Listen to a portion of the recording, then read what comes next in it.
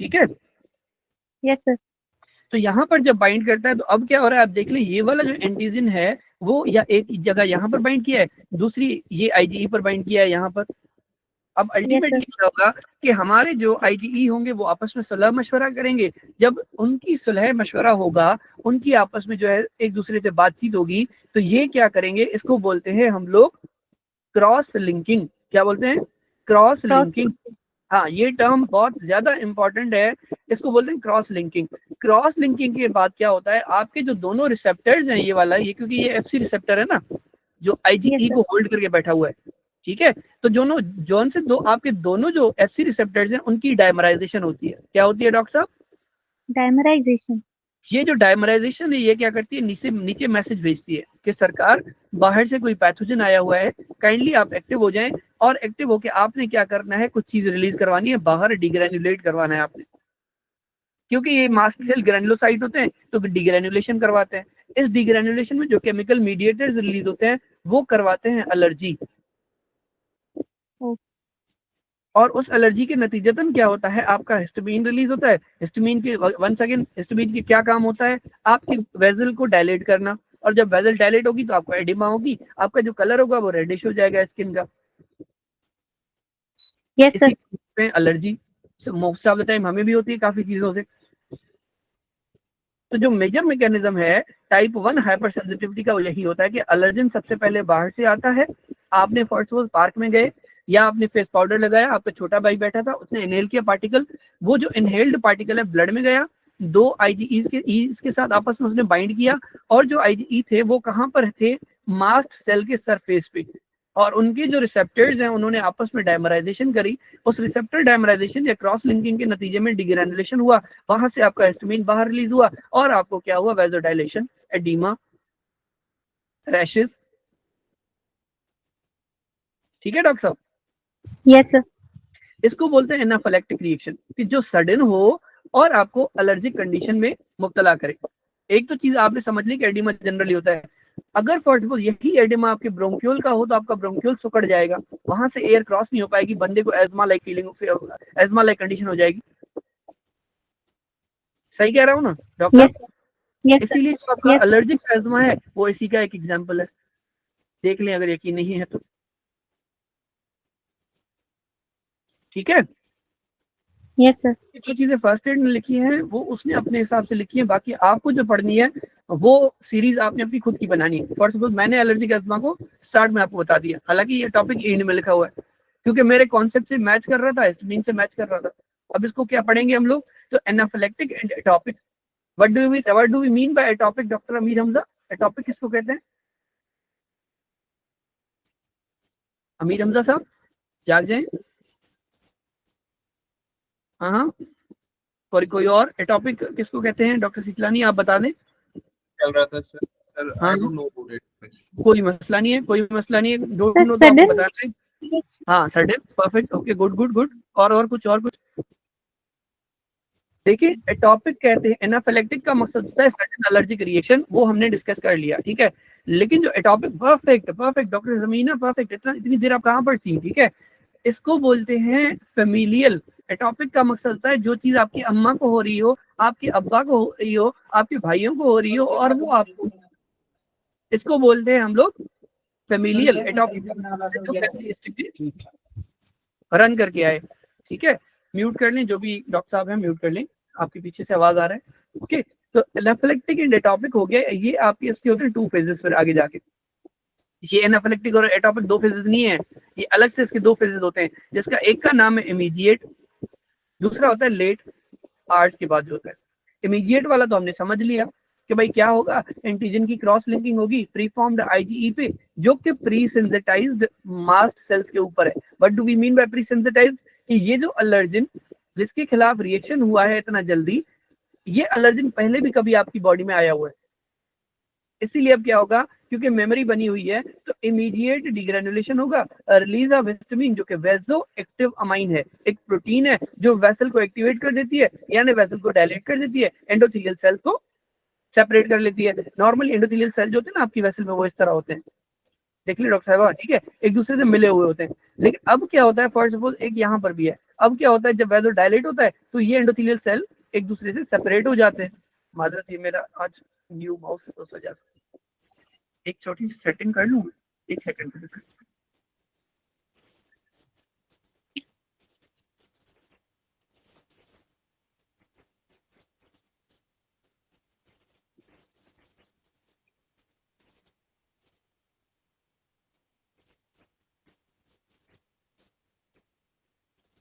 Okay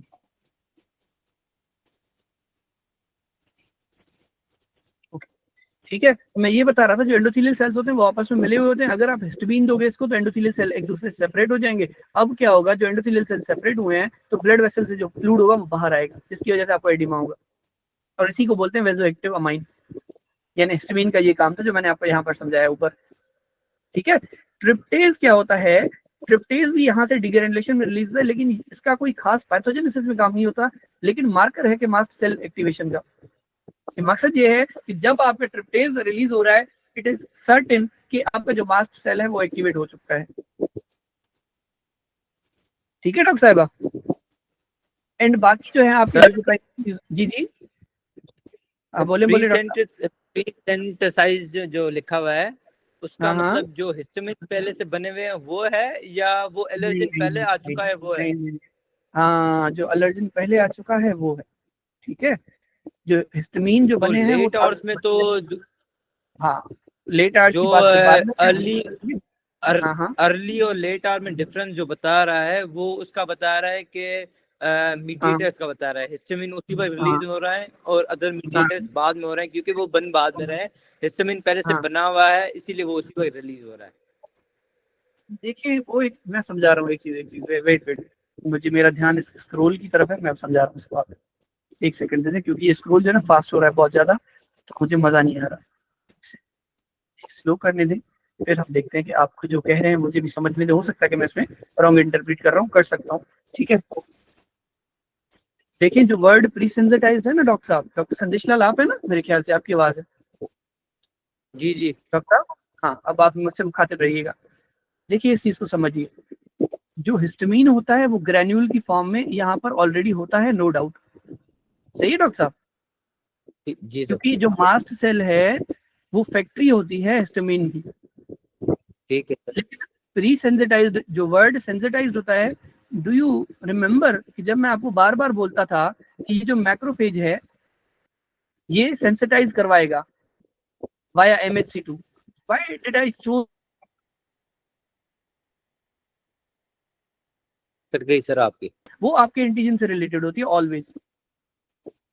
तो word pre sensitize का मकसद है कि जो ये जो mast cell, wait wait wait, pre sensitize का मकसद ये होता है, ये जो मास्ट सेल है जिसने जिस एलर्जिन या एंटीजन के अगेंस्ट रिएक्ट किया है, वो जो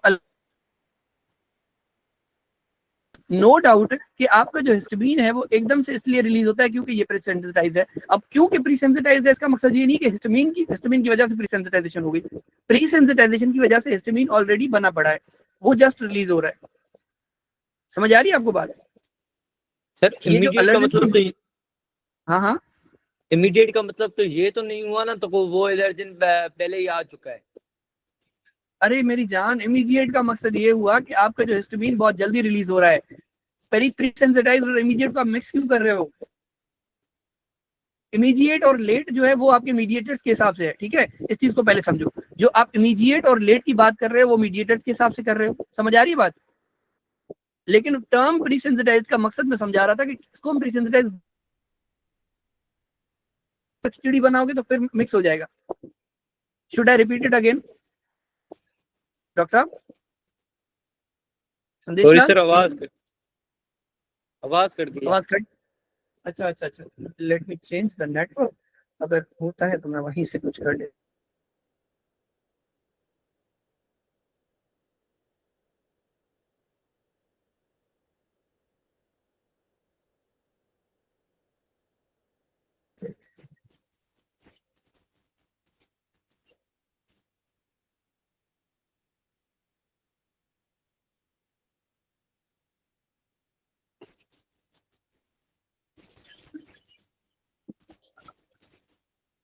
एक सेकंड दीजिएगा डॉक्टर साहब, मुझे नेट चेंज करने दीजिएगा। मुझे लग रहा है आज मेरे इंटरनेट में शायद इशू ना हो।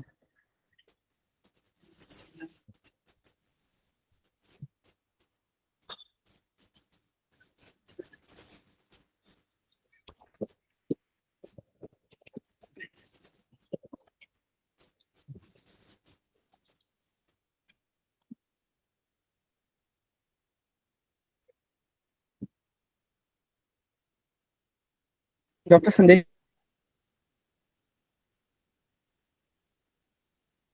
तो आपको मेरी आवाज आ रही है? हाँ सर, अब आ रही है।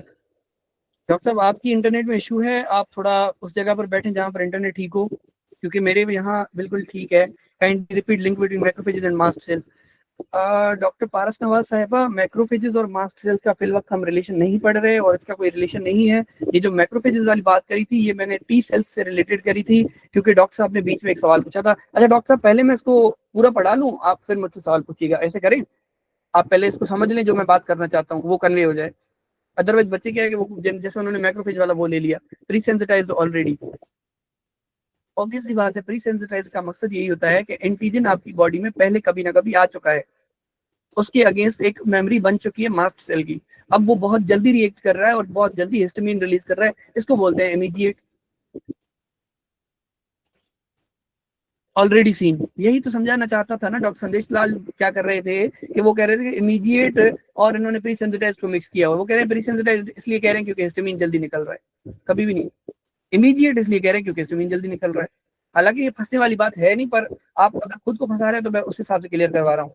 चले डॉक्टर संदेश लाल, वापस पढ़ाता हूँ, वापस आ जाए। अनम्यूट करें, जल्दी से अनम्यूट करें।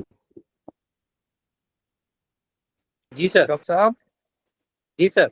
अनम्यूट करें, पढ़ें इसको, लाइन बाय लाइन पढ़ें, रीड करें। Anaphylactic and atopic, two phases. Immediate जो मिनट्स में होता है, antigen cross link pre formed IgE on pre sensitized mast है, उससे क्या हो अब मुझे बताएं आपकी अंडरस्टैंडिंग क्या है, अब मुझे बताएं आपकी अंडरस्टैंडिंग क्या है प्री सेंसिटाइज्ड मास्ट सेल्स के लिए?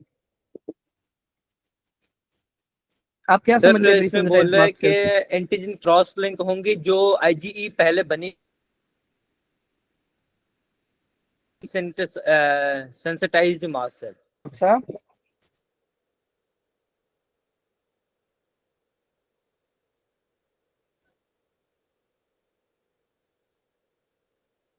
Doctor Siklani. Yes sir. Sir आज आवाज कट हो रही है बीच बीच में। अच्छा, आवाज कट हो रही है, चले मैं सेट कर, चले मैं करता हूँ सेटिंग। अच्छा अब बताइएगा मुझे, अब ठीक है मेरी आवाज? यस सर, अब क्लियर है। Okay perfect. डॉक्टर सिकलानी आप मेरे साथ रहिए, क्योंकि आपकी आवाज मुझे क्लियर आ रही है मेरे ख्याल से, फिर देखते हैं फिर, ठीक है? मैं डॉक्टर संदेश लाल का सवाल लास्ट में लेता हूँ। देखिए, type 1 hyper sensitive, total hyper sensitivity के 4 टाइप्स होते हैं, टाइप 1, टाइप 2, टाइप 3, टाइप 4, ठीक है? Yes sir. Type 1 hyper sensitivity ये होता है, उसमें आपका एलर्जन बाहर से आता है, 2 आईजीई के साथ आपस में सलाम दुआ करता है, रिसेप्टर डायमराइजेशन होती है, उसकी नतीजतन आपको डिग्रेनुलेशन होती है, जो कहलाती है immediate degranulation. Yes sir. Immediate हमने इसलिए बोला क्योंकि आपका जो हिस्टामिन है बहुत जल्दी डिग्रेनुलेट हुआ। नो डाउट कि वो प्री फॉर्म्ड था। क्या था? Yes pre sir. फॉर्म्ड था। Pre form. हाँ ओके। लेकिन जो टर्म प्री सेंसिटाइज्ड है, इसका मकसद ये हुआ कि जो आपका एलर्जन है ऑलरेडी आपकी बॉडी को कभी ना कभी दिखा हुआ है, इसलिए उसने अब Yes. टाइम लिया और बहुत जल्दी जो है डिग्रेनुलेशन करवा दी, बहुत जल्दी रिएक्शन दे दिया। उस रिएक्शन के नतीजतन वैसोडाइलेशन हुई, जिसको हमने बोला immediate anaphylactic and atopic reaction. Atopic इसलिए क्योंकि फेमिलियल था, अम्मा या अब्बा से आ रहा था। एनाफिलेक्टिक का मकसद है सडन। Yes sir. एनाफिलेक्टिक का मकसद है आपके ब्रोंकियोल के सुकड़ जाने, यानी आपके एस्दमा, इसीलिए हमने इसको बोला एलर्जिक एस्दमा। ऐसी एस्दमा जो एलर्जी की वजह से हो रही है। Yes sir. अब क्या हुआ इसमें? इमीडिएट मिनट्स में हुआ, एंटीजन ने क्रॉस लिंक किया, preformed IgE on the presensitized mast cells, immediate degranulation, release of histamine, vasoactive amine, tryptase जो कि मार्कर है, इसका कोई और कोई मकसद नहीं है इसका, जस्ट आपको एज अ लैब फाइंडिंग पता हो, आपके क्वेश्चन में पढ़ी होगी यू वर्ल्ड में। एंड ल्यूकोट्राइंस, उसके बाद लेट या आवर्स में क्या होगा? कीमोकाइंस रिलीज होते हैं।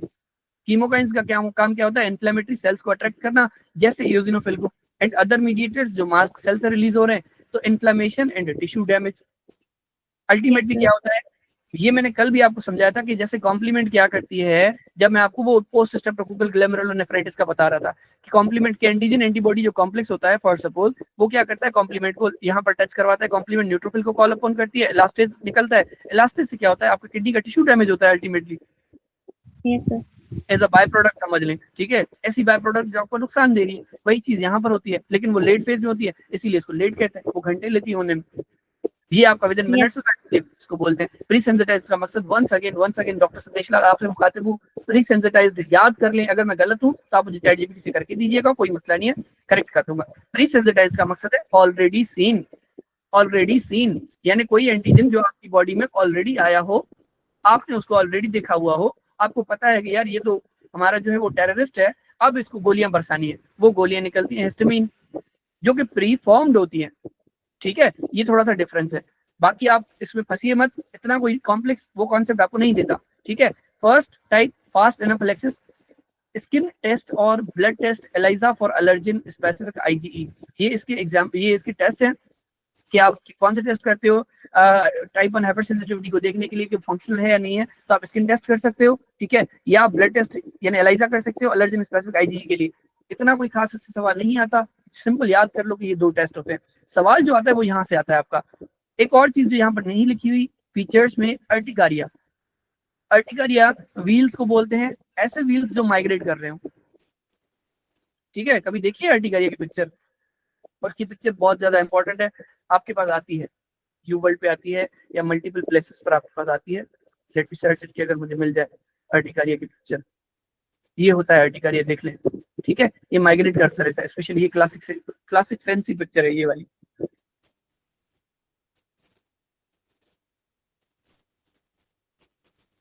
ठीक है, ये पिक्चर आप अपने पास रख लें। मेरा दिल है आप लोग मुझे मैसेज कर लें, ताकि जो ऐसी चीजें जो स्टडी मटेरियल है मैं वो आपको वहां पर शेयर करता रहूं, जो मैंने ग्रुप अलग से बनाया है वो एक। ओके, वो लिंक मैं आपको भेजता हूँ फिर बाद में। ठीक है, डॉक्टर शीतलानी इतना समझ आ गया? एनाफिलेक्सिस के लिए Yes. एक और चीज कर लें, food, drug, bee sting, allergies. अब यहाँ पर जो टर्म ड्रग है ये बहुत ज्यादा इंपॉर्टेंट है, इसलिए एक ड्रग होती है पेनिसिलिन, पता है ना आपको? पेनिसिलिन अगर लेने के बाद आपके विद इन मिनट्स आपको रिएक्शन आ रहा है, विद इन आवर्स रिएक्शन आ रहा है, तो वो टाइप 1 होता है मोस्ट ऑफ द टाइम। ये आपको बहुत तंग करेगा एमसीक्यू में, लेकिन अगर आपको टाइमलाइन पता है तो आप इजीली सॉल्व कर लोगे। अगर ये आपका आफ्टर 15 डेज आता है तो ये टाइप 3 कहलाता है, और आफ्टर 1 to 2 वीक्स आता है तो ये टाइप 3 कहलाता है। वो टाइप 3 में क्या होता है वो हम बाद में डिस्कस करते हैं।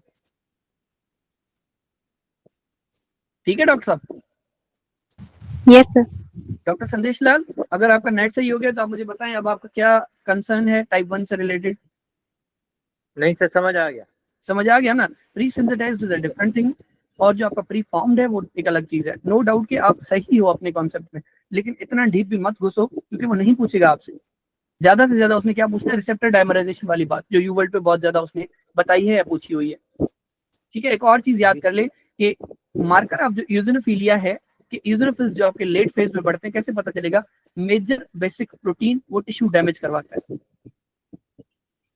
इन्फ्लेमेशन देखें एक चीज समझ ले, इम्यून जो है ना वो आपकी बॉडी को प्रोटेक्ट करने के लिए बनाया गया है, लेकिन उसमें क्या होता है जब आप गोलियां चलाते हो ना, तो सिर्फ टेररिस्ट को नहीं लगती, सिविलियंस को भी लग जाती है, या घरों को भी लग जाती है। जब आप बम गिराते हो दुश्मन कंट्री पे, तो कभी कभार आपके यहाँ भी बम गिर जाता है, या वो आपके रीजन में भी फट जाते हैं समटाइम। ठीक है, तो ये एक डिलेमा है इसी तरह से हाइपर सेंसिटिविटी का।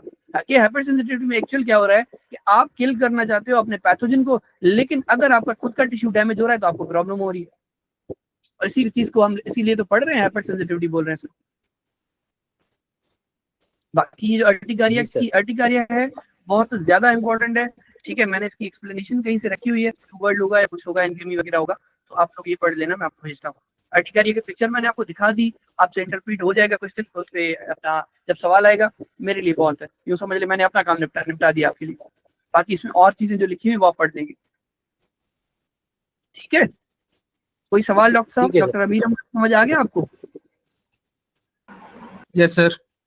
Okay perfect. Doctor Amir Hamza आप हमारे साथ रहिएगा। आप देखें type 2 hyper sensitivity, type 2 hyper sensitivity में क्या होता है, जैसे आपने ऊपर वहां पर IgE का डिस्कस किया था, यहाँ पर ज्यादातर जो काम होता है वो IgG का होता है। देख लें, FC receptor for IgG, FC receptor for IgG। ठीक है, अब इसमें क्या होता है डॉक्टर साहब, जो एंटीबॉडीज हैं वो बनती हैं from the plasma cells, from the B cells, जो बाइंड करती हैं सेल सरफेस एंटीजन के साथ।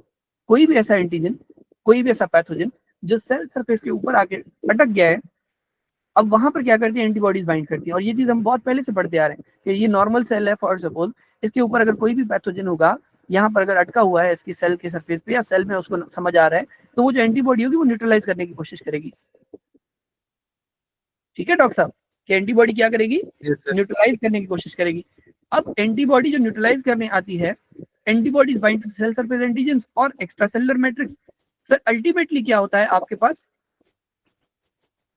Cellular destruction, cellular inflammation, cellular dysfunction. ये 3 मैकेनिज्म्स हैं जिसकी हेल्प से आपका टाइप 2 हाइपरसेंसिटिविटी काम कर रहा होता है। एक होता है कि भाई डायरेक्टली आप सेल को डिस्ट्रक्ट करो, एंड यू नो दैट कि जब सेल की डिस्ट्रक्शन है, साइटोटॉक्सिसिटी की बात आती है, तो एनके सेल की बात कैसे नहीं आएगी, ये हमने पढ़ा हुआ है पहले भी कि नेचुरल किलर सेल क्या करता है, नेचुरल किलर सेल का एक रिसेप्टर होता है जिसको बोलते हैं CD16। क्या बोलते हैं डॉक्टर साहब, CD16। अब जो CD16 होता है उसको बाइंड करना होता है किससे, आपके आपके FC portion of the IgG के साथ, यानी डंडी वाले पोर्शन के साथ। और जैसे ही वो डंडी वाले पोर्शन के साथ बाइंड करता है, वो जो सेल एबनॉर्मल होगा उसको डिस्ट्रॉय कर देगा। एक तो ये मैकेनिज्म हो गया सेलुलर डिस्ट्रक्शन का, जो प्रॉपर हमने पहले ही पढ़ा हुआ है, जस्ट मैंने रिपीट किया है कि CD16 portion of the natural killer cell bind करेगा डंडी वाला रीजन यानी FC रीजन यानी कॉम्प्लीमेंट वाला रीजन ऑफ द एंटीबॉडी। अच्छा, जो FAB होगा वो कहां पर बाउंड होगा, वो सेल के साथ होगा, क्योंकि वहां पर एंटीजन है, क्योंकि उसके सरफेस पे एंटीजन है सेल के। समझ आया? Yes, sir. तो वो सेल को क्या करेगा, डिस्ट्रक्ट Yes, कर देगा। नेचुरल किलर सेल क्या रिलीज करता है, एंजाइम परफोरिन। इसको बोलते हैं एंटीबॉडी डिपेंडेंट सेल्यूलर साइटोटॉक्सिसिटी, कि भाई एंटीबॉडी के साथ बाइंड करके नेचुरल सेल ने क्या किया, किल किया किसी भी नॉर्मल सेल को। Yes. ठीक है डॉक्टर साहब। एक और जो मैकेनिज्म है Yes. टाइप 2 का, ये थोड़े कॉम्प्लेक्स कॉन्सेप्ट है, मैं समझ रहा हूँ, लेकिन आप थोड़ा थोड़ा करके इसको जितना ग्रैब कर सकते हो करते जाओ आहिस्ता आहिस्ता से, या फिर हम एंड पे एक दफा रिपीट भी कर लेंगे। मेरा इस टॉपिक को इतनी देर, इतने 5 दिनों के बाद पढ़ाने का मकसद यही है कि आपके माइंड में ऑलरेडी कुछ हो पहले। ठीक है, अब ये जो हम डिजीज पढ़ने जाएंगे ये तो आपको और ही कुछ और दुनिया लगेगी। आप तो ग्रेजुएट हैं, फॉर आपको पता है कि भाई ग्रेव डिजीज क्या होती है, जो नहीं है तो उसके लिए ये मसला होगा। ठीक है, बट थोड़ा थोड़ा करके फिलहाल अपने माइंड में लेके जाओ। एक छोटा सा एग्जांपल देता हूँ आगे बढ़ने से पहले। छन्नी होती है ना, छन्नी डॉक्टर साहब, जिसमें Yes, चाय sir. छाप, उसमें पानी भर सकते हैं आप लोग? अगर नहीं, sir. मैं आपको धोने के लिए दे दूं, लेकिन अगर आप जब उसको धोने के लिए जाते हो ना, कम से कम गीली जरूर हो जाती है, तो थोड़ा बहुत Yes, पानी sir. अपने साथ लेके आती है। तो यहाँ भी अगर आप अपने घर से नहीं पढ़ के आए हो ना ऑलरेडी, ये इसलिए जो डॉक्टर संदेश लाल ने ये बात करी, या तो इनका पढ़ा नहीं हुआ, अगर पढ़ा हुआ है तो उन्होंने सही से नहीं इंटरप्रेट किया, अब इनका क्लियर हो गया फॉर सपोज।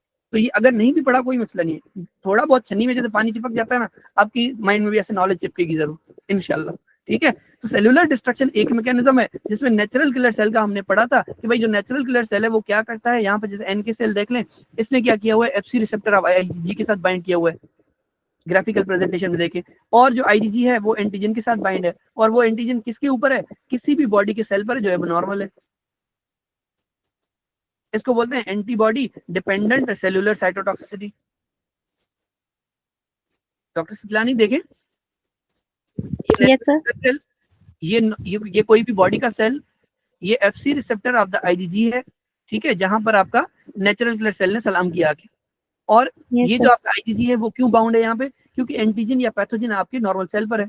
अब ये क्योंकि एंटीजन यहाँ पर है तो ये नॉर्मल कहलाता है, इसको अब हमें डिस्ट्रॉय करना है बाय Yes, sir. रिलीजिंग ये वाली चीजें जो क्या है, ग्रे एंजाइम और परफोरिन।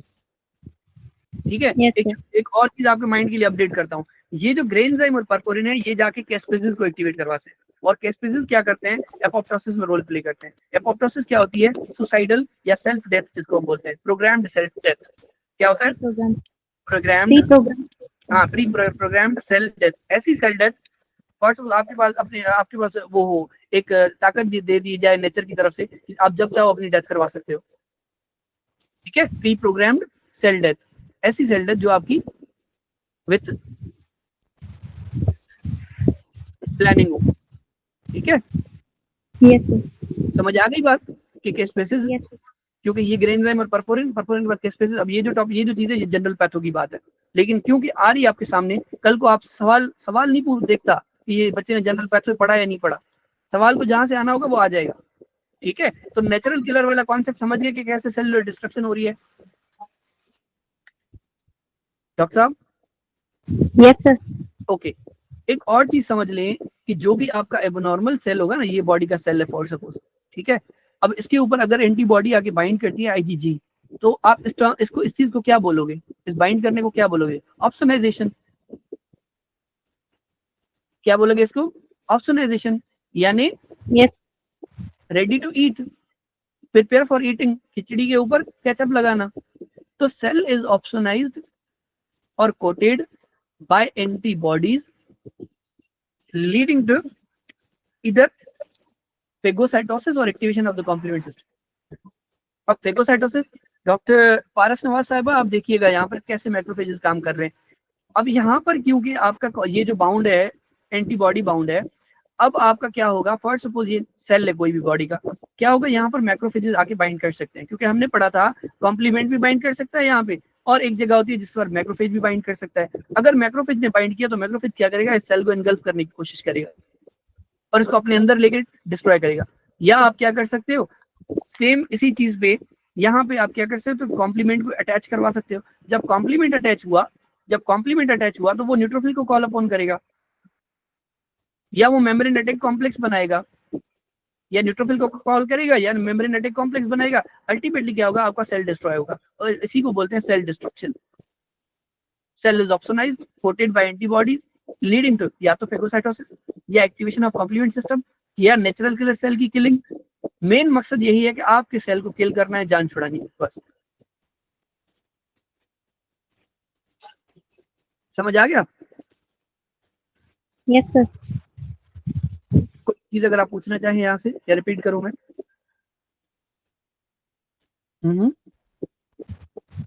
No sir. ठीक है, परफेक्ट। दूसरी चीज जो है वो है इन्फ्लेमेशन। इन्फ्लेमेशन कैसे होता है? Binding of antibodies to cell surfaces, activation of complement system and FC receptor mediated inflammation.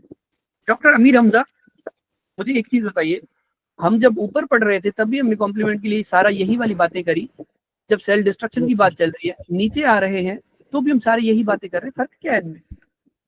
ये तो ऑब्वियस सी बात है ना कि एफसी रिसेप्टर पे बाइंड होके कॉम्प्लीमेंट अपना काम करेगी, तो फर्क कैसे हुआ इन्फ्लेमेशन और सेलुलर डिस्ट्रक्शन, बता सकते हैं मुझे? सर कंपोनेंट डिफरेंट होंगे, कॉम्प्लीमेंट के इधर C3B होगा और वहां डिफरेंट होगा। भले आप कंपोनेंट डिफरेंट रखें या सेम रखें, मेन चीज ये है कि यहाँ पर आपका मैक बनने से ज्यादा जो काम होगा ये ऐसे ही है जैसे आपने सांप को मारने के लिए लाठी भी इस्तेमाल करी, तकिया भी इस्तेमाल करा, छुरी भी इस्तेमाल करी, चम्मच भी इस्तेमाल करा, लैपटॉप भी इस्तेमाल करा। तो मल्टीपल मैकेनिज्म है एक ही चीज के, आदमी एक ही है, हाथ आपके दो है, ठीक है, कॉम्प्लीमेंट वही है। अब जो कॉम्प्लीमेंट मैक्रोफेज को कॉल अपॉन करेगी तो वो मैक्रोफेज साइटोकाइन भी तो रिलीज करवाएंगे ना मेरी जान। Yes sir. और जब एंटीबॉडीज जनरेट हुए किसी भी सेल के लिए, किसी भी पैथोजन के लिए, तो मतलब टी सेल भी एक्टिवेट हुआ होगा, जाहिर सी बात है। और वो टी सेल क्या करता है, अल्टीमेटली क्या, साइटोकाइन रिलीज करवाता है, और यही साइटोकाइन होते हैं जो आपके इन्फ्लेमेशन को प्रमोट करते हैं। इन्फ्लेमेशन का मकसद ये होता है सिंपली कि इन्फेक्शन के अगेंस्ट जो रिएक्शन आए फ्रॉम द इम्यून सेल्स। तो आपने ज्यादा इसको कॉम्प्लेक्स नहीं लेना कि यार ये इसमें क्या हो रहा है, ये तो सारा मैकेनिज्म सेम ही है। आपने इतना याद रखना है कि जो टाइप 2 हाइपर सेंसिटिविटी है उसमें तीन चीजें होती हैं, या तो आप सेल को डिस्ट्रॉय करते हो, या आप सेल को डिस्ट्रॉय करने के लिए प्रोपगेट करते हो इम्यून सिस्टम को, जिसको हम बोलते हैं इन्फ्लेमेशन, या आप क्या करते हो, सेल के रिसेप्टर पे बाइंड करके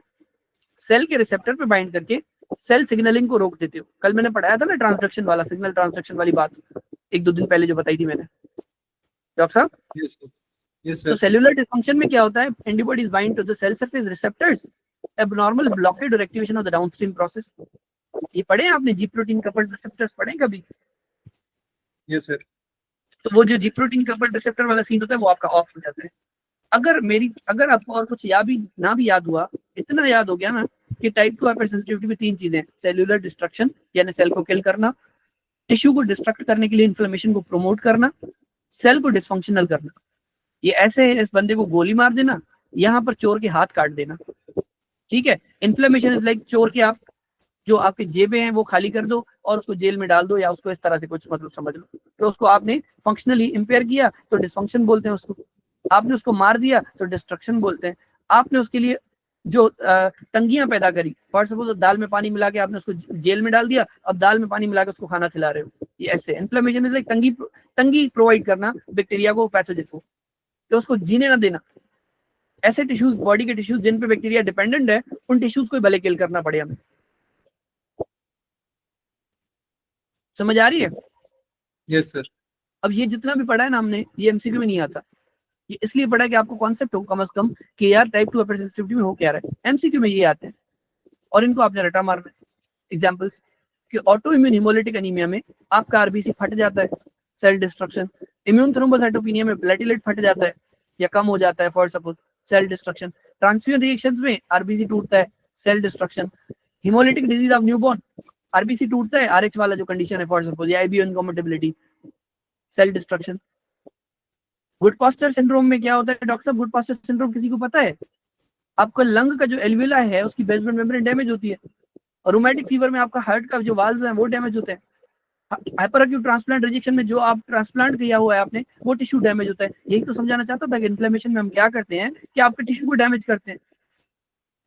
सेलुलर डिसफंक्शन की बात करोगे, कल तुम लोगों ने पढ़ा है मिस्थेनिया ग्रेविस में, antibodies against the post synaptic acetylcholine receptors. Graves disease में जो आपके टीएसएच रिसेप्टर्स होते हैं उनके अगेंस्ट एंटीबॉडीज बनती है। पेम्फिगस वल्गैरिस में डेस्मोक्लेन के अगेंस्ट एंटीबॉडीज बनती है। अगर सेल को डिसफंक्शन कर रहे हो, अगर सेल को फंक्शनली इंपेयर कर रहे हो, चोर के हाथ काट रहे हो, तो ये कहलाता है सेलुलर डिसफंक्शन। अगर आप इन्फ्लेमेशन कर रहे हो, टिश्यू को डैमेज कर रहे हो, जिस घर में चोर रहता है उस घर को डैमेज कर रहे हो, तो इसको बोलते हैं इन्फ्लेमेशन वाला पोर्शन। अगर उस बंदे को आप मार देते हो, चोर को ही मार देते हो, तो इसको बोलते हैं सेलुलर डिस्ट्रक्शन। और ये सब आप कहते हैं टाइप 2 हाइपरसेंसिटिविटी में, जो कि मीडिएटेड है आपके एंटीबॉडीज से, जो सेल सरफेस से बाइंड करती है। ठीक है डॉक्टर साहब? Yes sir. समझ आया? कुछ कुछ समझ आया? मैं इसको रिपीट करूंगा, बट फिलहाल थोड़ा बहुत गेन हुआ कि टाइप 1 और टाइप 2 में क्या डिफरेंस है, इतना समझ आया? Yes sir. टाइप 1 में क्या था डॉक्टर साहब? कोई सिंगल एक चीज बता दें, एक सेंटेंस में बता दें, कुछ भी जो आपको गेन हुआ। सर इमीडिएट और लेट रिएक्शन था। इमीडिएट में हिस्टामिन रिलीज हो रहा था और लेट में कीमोकाइंस। हाँ, लेट में कीमोकाइंस, या यूं कह लें कि आपका आईजीई मीडिएटेड है। Yes sir. इसमें हम कह सकते हैं कि आईजीजी मीडिएटेड है, राइट सर। लेकिन ऐसा आईजीजी जो सेल्यूलर सरफेस से बाइंड करके आगे चीजें करता हो। Yes sir. इधर वो सेल को मार दे, डिस्ट्रक्ट करे, इधर वो सारे टिश्यू के लिए तंगियां पैदा करे, इधर वो सेल को डिसफंक्शनल कर दे। यस। ये 3 मैकेनिज्म है। सर जो टाइप आपने- 2 में प्री सेंसिटाइजेशन नहीं होगी ना? नहीं, कोई नया भी आ सकता है। कि जब आपका पैथोजन एंटर होगा, फॉर सपोज कोई भी बैक्टीरिया आया, वो बैक्टीरिया आके आपके नॉर्मल सेल से पहले बाउंड होगा। ठीक है, यहाँ पर ये नॉर्मल सेल है, फॉर सपोज ये मुझे आप यहाँ पर ड्रॉ कर देंगे, ये नॉर्मल सेल है। ठीक है, यहाँ पर आपका पैथोजन सपोज आया, ये पैथोजन यहाँ पर अटैच हो गया है। ठीक है, अब इसके अगेंस्ट एंटीबॉडीज बनेंगी और वो एंटीबॉडीज पूरे प्रोसेस से गुजर के आएंगी। बार बार मुझे रिपीट ना करना पड़े ना, इसलिए मैं नहीं कर रहा। एक मैक्रोफेज पहले सेंस करेंगे, फिर मैक्रोफेज को जगाएंगे, टी सेल्स बी सेल्स को जगाएंगे, प्लाज्मा से एंटीबॉडीज बनेंगी, एंटीबॉडीज बनके आपके यहाँ पर आके बाउंड होंगी। और वो जो एंटीबॉडीज यहाँ पर बाउंड हुई है, वो जाहिर सी बात है कोई दावत पे खाना तो नहीं खाने आई ना, उन्होंने अपना काम करना है। उनका काम है ये सेलुलर डिस्ट्रक्शन करवाना, उनका काम है इन्फ्लेमेशन करवाना, उनका काम है सेलुलर डिसफंक्शन करवाना। अब उनमें एक अलग अलग अपने आप एक मैकेनिज्म है, तो वो तो आपको खुद को समझना भी पड़ेगा। मैंने आपको पूरे लेक्चर में समझा दिया है, जब आप रिकॉर्डिंग सुनोगे तो आपको फिर से समझ आ जाएगा। वो जो नेचुरल किलर वाली सेल वाली बात, कॉम्प्लीमेंट क्या करता है, इधर वो न्यूट्रोफिल को कॉल अपोन करता है या मैक कॉम्प्लेक्स बनाता है। अल्टीमेटली मकसद यही होगा, हमें नॉर्मल सेल को किल करना है। हालांकि ये नॉर्मल भी नहीं है, जब इसके ऊपर एंटीजन आ गया तो इसको हमने एबनॉर्मल बोला था। देख लें यहाँ पर आपका फर्स्ट एड नहीं बता दिया कि ये एबनॉर्मल सेल है। Yes sir. ठीक है, फिर आपका आपने ये देख लिया नेचुरल किलर वाला। उसके बाद इन्फ्लेमेशन में क्या होगा, कॉम्प्लीमेंट सिंपली याद रख लो, या एंटीबॉडी जो एफसी मीडिएटेड है उस पे, क्योंकि मैक्रोफेज भी तो आ सकता है ना, और मैक्रोफेज क्या करेगा, साइटोकाइन रिलीज करवाएगा, और वही साइटोकाइन क्या करते हैं, आपके टिश्यू को डैमेज करने में अपना रोल प्ले करते हैं। आपकी जो ये तीनों कंडीशंस है ना, गुड पास्चर हो, रूमेटिक हो, हाइपर एक्यूट ट्रांसप्लांट रिजेक्शन हो, इन सब में टिश्यू डैमेज होता है, इतना याद कर लो। और ये एग्जांपल्स बहुत हाई यील्ड है, एक एक आपको पता होना चाहिए, फिंगर टिप्स पे होना चाहिए। वही गुड पास्चर, इन्फ्लेमेशन और type 2, rheumatic fever, inflammation, type 2, hyper acute transplant rejection, inflammation वाला सीन, टाइप 2। सारे जो अनीमिया जहां पर आरबीसी टूटते हैं वो सारे डिस्ट्रक्शन में आएंगे, जैसे auto immune haemolytic anaemia, immune thrombocytopenia, transfusion reaction, haemolytic disease of newborn. ऐसी चीजें जहां पर रिसेप्टर के अगेंस्ट एंटीबॉडीज बन रही है, cellular dysfunction, type 2 hyper sensitivity. Right, sir. ठीक है डॉक्टर साहब। बाकी Yes, जो इनडायरेक्ट और डायरेक्ट होम्स टेस्ट है ये मैं ऐसे वर्बली पढ़ देता हूँ, लेकिन ये हीम का टॉपिक है, हम वहां पर ये इसको पूरा टॉपिक को कवर करेंगे इंशाल्लाह। Direct home test, indirect home test. Direct home test क्या करती है, इनडायरेक्टली डिटेक्ट करती है एंटीबॉडीज को attached to the RBC surface. रट्टा मार लो फिलहाल कि ऐसी एंटीबॉडीज जो आपके आरबीसी के सरफेस पर अटैच हो, उनको अगर डिटेक्ट करना है तो आप डायरेक्ट होम टेस्ट यूज करते हो। अगर फॉर सपोज आपने क्या करना है, ऐसी एंटीबॉडीज निकालनी है जो आपके ब्लड में हो, यानी सीरम में हो, ना कि आपके आरबीसी से अटैच हो, तो आपने क्या करना है, उसके लिए इनडायरेक्ट होम टेस्ट करना होगा। फिलहाल इसको याद कर लो, बाकी इसका पूरा टॉपिक है, इस पे फिर 20 मिनट लग जाने हमें अदरवाइज, क्योंकि हाइपर सेंसिटिविटी इतना पता हो कि डायरेक्ट और जो इनडायरेक्ट होम टेस्ट है वहां पर जो मैकेनिज्म चल रहा है वो टाइप 2 हाइपर सेंसिटिविटी का चल रहा है बस। ठीक है डॉक्टर साहब। Right, sir. कोई भी अगर सवाल हो डॉक्टर संदेश लाल, डॉक्टर दुर्गानी, डॉक्टर जमीना, आप पूछ सकते हैं, क्योंकि इस टॉपिक में अगर आपको चीजें नहीं भी ग्रैब हो रही ना तो आपका कोई कसूर नहीं है, क्योंकि ये टॉपिक ही टफ है। एक चीज है टाइप 2, तो फिर क्यों, अगर आप ये रोबिन से खोल के पढ़ोगे ना आपको 10 दिन लग जाने इस टॉपिक को पढ़ने, 15-20 तो इसके पेजेस होंगे इसकी हाइपर सेंसिटिविटी के। अब इन्होंने सम अप करके लिखा हुआ है, उसमें अलग अलग अपना अपना एक कॉन्सेप्ट है। पूछ ले, अगर कोई क्वेश्चन आपको पूछना है या रिपीट करवाना है तो बता दे, कोई मसला नहीं है। एक चीज पढ़े लेकिन ऐसी पढ़ेंगे अच्छी, आपको अगले 3-4 साल वो चीज भूलनी नहीं चाहिए। कोई सवाल अगर समझ आ गया तो हम आगे बढ़े, यस कर दें डॉक्टर साहबान, यस करें, फिर हम लोग आगे बढ़े अदरवाइज। ओके, डॉक्टर जमीना को समझ आ गया, डॉक्टर संदेश लाल, डॉक्टर नेहा लोहाना को समझ आ गया, अभी अब्दुल्ला को समझ आ गया, डॉक्टर हरमेन ने यस किया है, ठीक है, परफेक्ट परफेक्ट। सोए ना, मुझे नींद आ जाएगी ब्रो, जाग जाओ, गुड। ये चीज याद रखिएगा, मार्कर ऑफ यूजिनोफिलिया वाली ये जो स्टेटमेंट मैंने भेजी है ये वाली जरूर पढ़िएगा, ये कहीं ना कहीं मेरे पास एमसीक्यू आया होगा और वहां से इंपॉर्टेंट समझ के मैंने यहाँ रखा होगा। ठीक है, इसमें कोई चीज अगर एक्स्ट्रा होगी तो हो सकता है मैं इसके लिए वॉइस नोट बना दूं, आप लोगों को भेज दूंगा ग्रुप पे आप लोगों को। चलिए आगे बढ़ते हैं। ओके, टाइप 1 हाइपर सेंसिटिविटी में हमने पढ़ा डॉक्टर शीतलानी के आपका आईजीई मीडिएटर था। टाइप 2 में हमने पढ़ा कि एंटीबॉडी बनती है लेकिन किसी सेल सरफेस के अगेंस्ट। सही है ना डॉक्टर साहब, अनम्यूट करें। Yes yes sir. Okay, type 3 में क्या होता है कि आपके बनती तो एंटीबॉडी है ब्रो, लेकिन वो ऐसे एंटीजन के लिए बनती है जो ब्लड में सर्कुलेट कर रहा हो। पहला वाला जो टाइप 2 वाला था वो बाउंड स्टेट में था, किसी नॉर्मल सेल के ऊपर बाउंड था। सही कह रहा हूँ ना? Yes sir. अब जो यहाँ पर एंटीजन होगा, ये पहला वाला बाउंड था, अब जो यहाँ पर टाइप 3 में होगा वो फ्री एंटीजन होगा। इसके अगेंस्ट जो एंटीबॉडी बनी है, बार बार मुझे नहीं बताना चाहिए कि एमटीबीपीए वाला कॉन्सेप्ट आप खुद याद रख लो। एंटीबॉडी बनी मतलब मैंने मैक्रोफेज से लेकर एंटीबॉडी तक सारा सफर तय कर लिया। अब जो एंटीबॉडी बची है अगेंस्ट द बैक्टीरिया या अगेंस्ट एनी एंटीजन, वो इसके साथ मिलकर न्यूट्रलाइज तो कर रही है, लेकिन इन दोनों को मिलकर क्या बोलते हैं, एंटीजन एंटीबॉडी कॉम्प्लेक्स। ठीक है, चोर और चौकीदार का गठजोड़। और इसीलिए हम कहते हैं कि ये जो, और इसको कहते हैं एंटीजन एंटीबॉडी कॉम्प्लेक्स या कहते हैं इम्यून कॉम्प्लेक्स।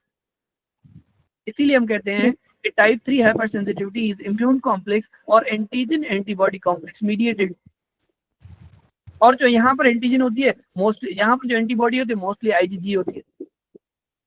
और ये कॉम्प्लेक्स क्या करता है, आपके कॉम्प्लीमेंट जो प्रोटीन्स है उनको एक्टिवेट करता है। वही जो अल्टरनेटिव आप पढ़ के आ रहे थे, जो अल्टरनेटिव पाथवे था आपका, दूसरे पाथवेज थे जो भी थे, ठीक है, classic pathway, alternative pathway, lactose mannose pathway, lectin mannose pathway, वो जो 3 पाथवे थे उनमें से एक पाथवे था एंटीजन एंटी कॉम्प्लेक्स और एंटीजन एंटीबॉडी कॉम्प्लेक्स वाला, वो यहाँ पर है। Yes sir, alternative pathway.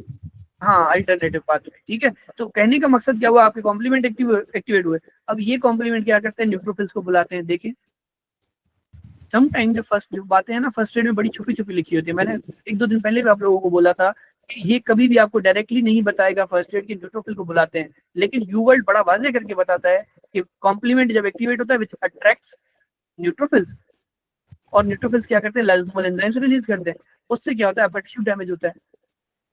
अब ये वाली चीज कॉम्प्लीमेंट वाले टॉपिक में लिखनी चाहिए थी, लेकिन क्योंकि फर्स्ट एड में आपको चीजें इंटरप्रेट करनी होती है खुद से, तो आपने यहाँ वाली बात हर जगह पे इस्तेमाल कर लेनी है।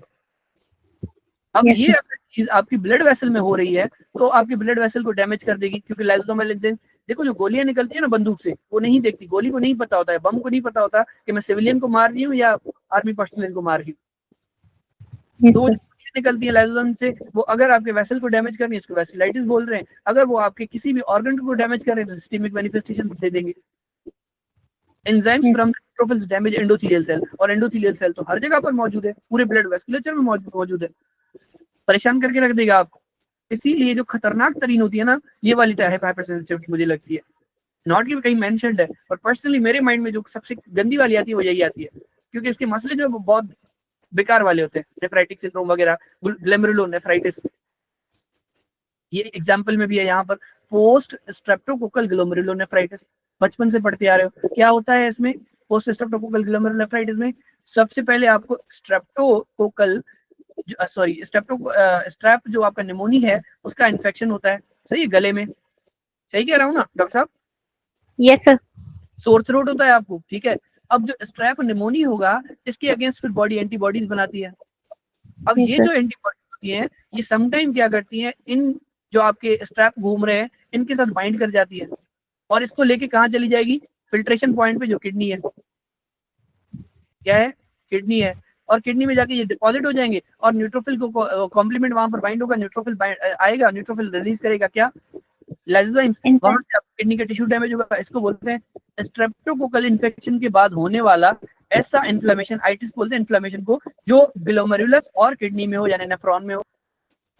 स्ट्रेप्टोकोकल इन्फेक्शन के बाद यानी पोस्ट स्ट्रेप्टोकोकल ऐसा इन्फ्लेमेशन, आइटिस, जो आपके नेफ्रॉन और आपकी ग्लोमेरुलाई में हो, post streptococcal glomerulonephritis, PSGN, cola coloured urine.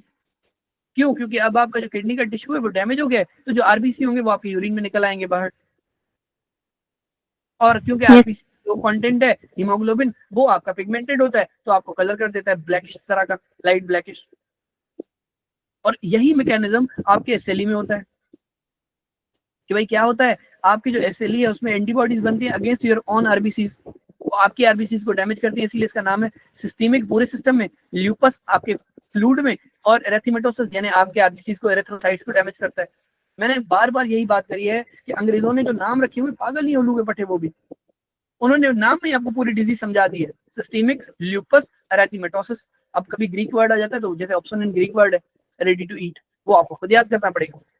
Rheumatoid arthritis की बात करोगे, इसका मकसद ये है कि रूमेटिक फीवर के अंदर जो एंटीबॉडीज जनरेट होती हैं वो आपके इम्यून कॉम्प्लेक्स बना के बोन में डिपॉजिट हो जाती हैं, और बोन में क्या होगा, अगेन कॉम्प्लीमेंट, अगेन न्यूट्रोफिल, आपका टिश्यू डैमेज, जो कि बोन डैमेज होगा तो आपको रूमेटॉइड आर्थराइटिस कहलाता है। बात जब पोली आर्थराइटिस नोडोसा की है, बात आर्थराइटिस की है, मतलब आर्टरीज के अंदर होगा, जो वेस्कुलाइटिस वाला कॉन्सेप्ट मैंने दे दिया। अगर आईजीजी की जगह आईजीए वाला इम्यून कॉम्प्लेक्स बने, इसको बोलते हैं आईजीए वेस्कुलाइटिस, फॉरजॉर डिजीज बोलते हैं इसको।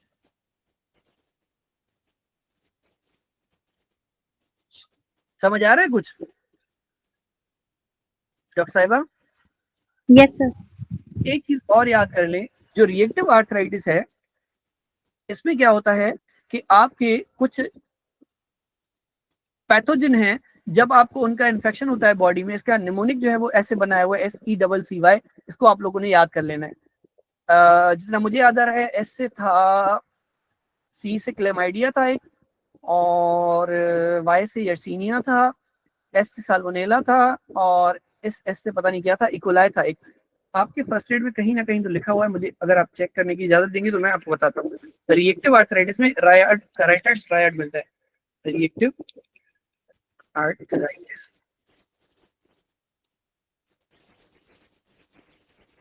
सर वो तो रेटर सिंड्रोम। हाँ, ये दोनों एक ही चीज है, दोनों एक चीज समझाता हूँ। कि रिटर्स ट्रायड होता है, ठीक है, can't pee, can't see, can't climb a tree.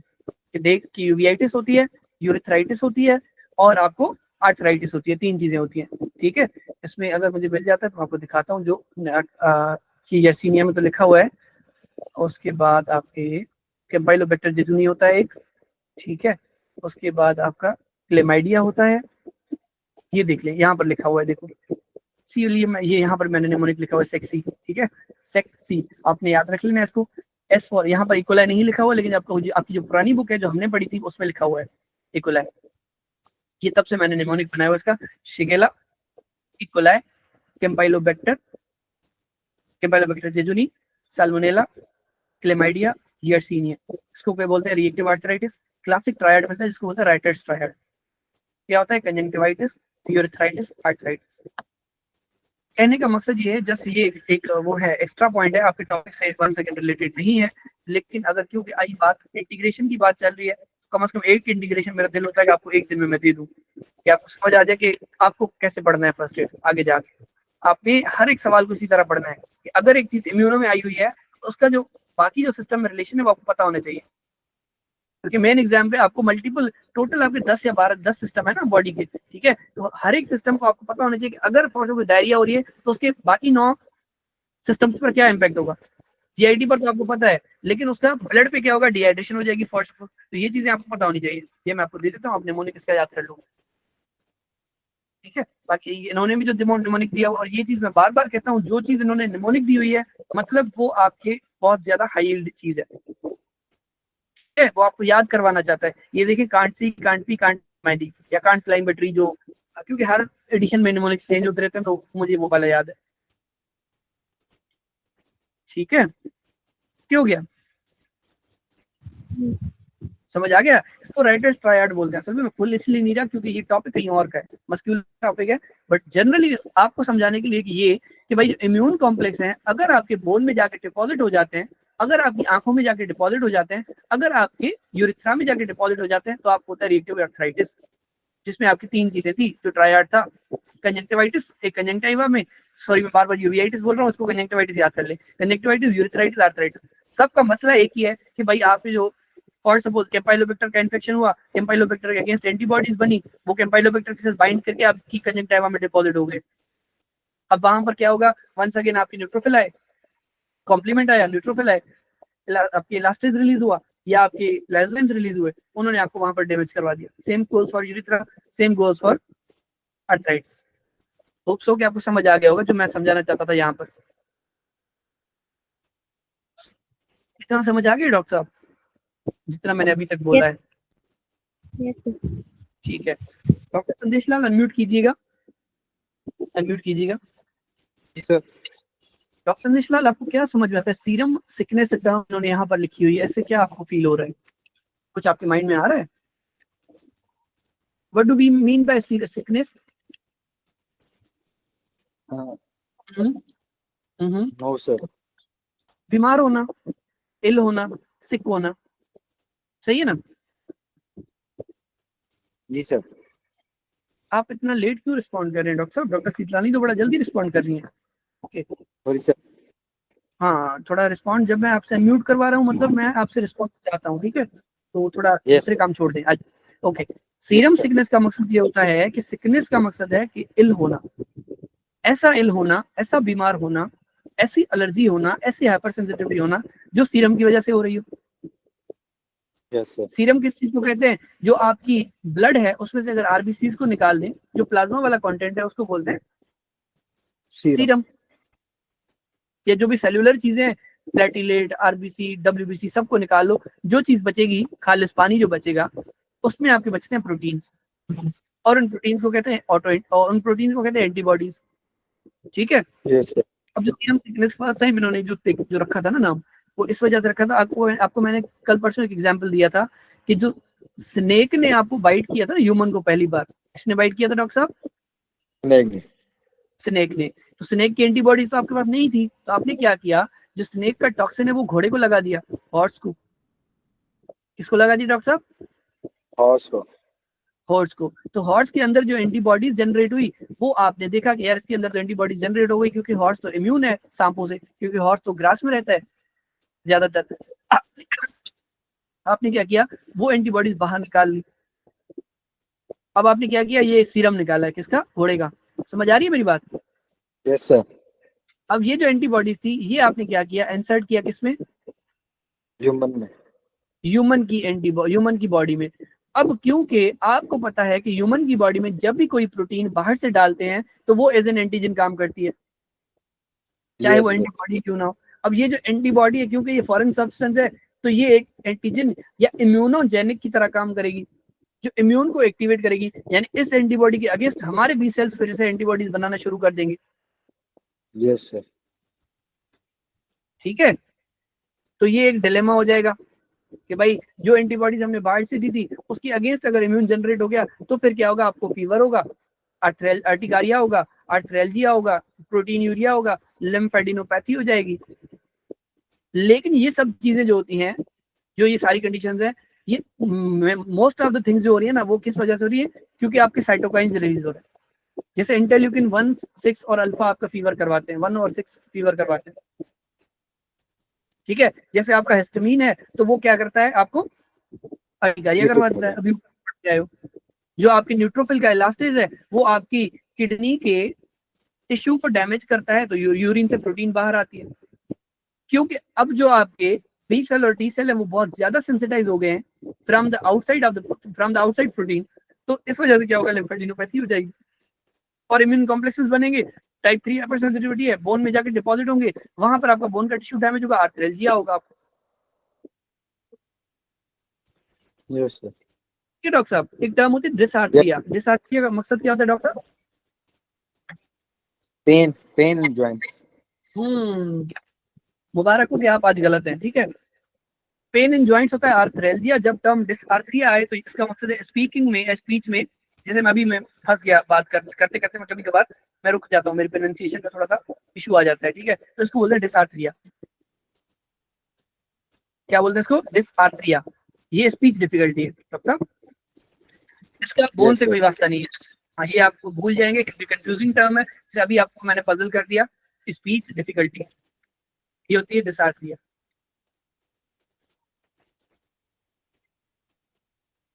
ये अलग चीज है, ये जो आर्थ्रेल्जिया है। ठीक है, कहने का मकसद ये हुआ कि जब आपने एंटी स्नेक वेनम डाला था, ठीक है, एंटी स्नेक वेनम एंटीबॉडीज डाले थे, उन्होंने क्या किया, आपके रिएक्शन करवा दिया आफ्टर 1 to 2 वीक्स। बहुत ज्यादा इंपॉर्टेंट है ये डेडलाइन। या सपोज आपने क्या किया, पेनिसिलिन ह्यूमन बॉडी में डाली थी। पेनिसिलिन भी क्या है, एक फॉरेन सब्सटेंस है, जाहिर सी बात है, क्योंकि पेनिसिलिन जो फर्स्ट टाइम बनी थी वो फंजाई से बनी थी। आपने जैसे यहाँ से घोड़े से एंटीबॉडीज बनाई, पेनिसिलिन आपने क्योंकि फंगल पार्टिकल है, आपने बॉडी को दे दिया, फॉर सपोज बॉडी ने उसके अगेंस्ट रिएक्शन दे दिया, तो ये 1 से 2 वीक में आ रहा है, तो सीरम सिकनेस कहलाता है। Yes sir. ये प्रोटोटिपिक इम्यून कॉम्प्लेक्स डिजीज है। प्रोटोटिपिक कहने का मकसद है कि जो पहली बार हुई थी, यूं समझ ले कि जो आज जुगात से, यूं समझ ले कि जो initial days of the early days of the time से चल रही है, जब रिसर्च भी नहीं हुई थी। For suppose antibodies to foreign proteins are produced and 1 to 2 weeks later antibody antigen complex form and deposits in the tissues, complement activation, inflammation होगा, टिश्यू डैमेज होगा, C3 और जो C4 है वो सारी कंज्यूम हो जाएंगी आपके एंटीजन एंटीबॉडी कॉम्प्लेक्सेस के साथ बाइंड होने में, इनकी लेवल्स कम हो जाएंगी। इसलिए इंपॉर्टेंट है क्योंकि लैब्स पे आपको पता चल जाएगा आपको कि यार कॉम्प्लीमेंट फालतू की एक्टिवेट हुए जा रही है, इसीलिए इन्फ्लेमेशन हो रहा है। इन्फ्लेमेशन नॉर्मली आपके काम का था, लेकिन अब टिश्यू डैमेज हो रहा है तो आपके मसले शुरू हो रहे हैं, आपको दर्द हो रहा है ज्वाइंट्स में, fever, urticaria, arthralgia, proteinuria, lymphadenopathy occur 1 to 2 weeks after antigen exposure. ये वही एंटीजन है जो आपने भलाई के लिए दिया था, यानी पेनिसिलिन या घोड़े वाला एंटीस्नेक वेनम एंटीबॉडीज।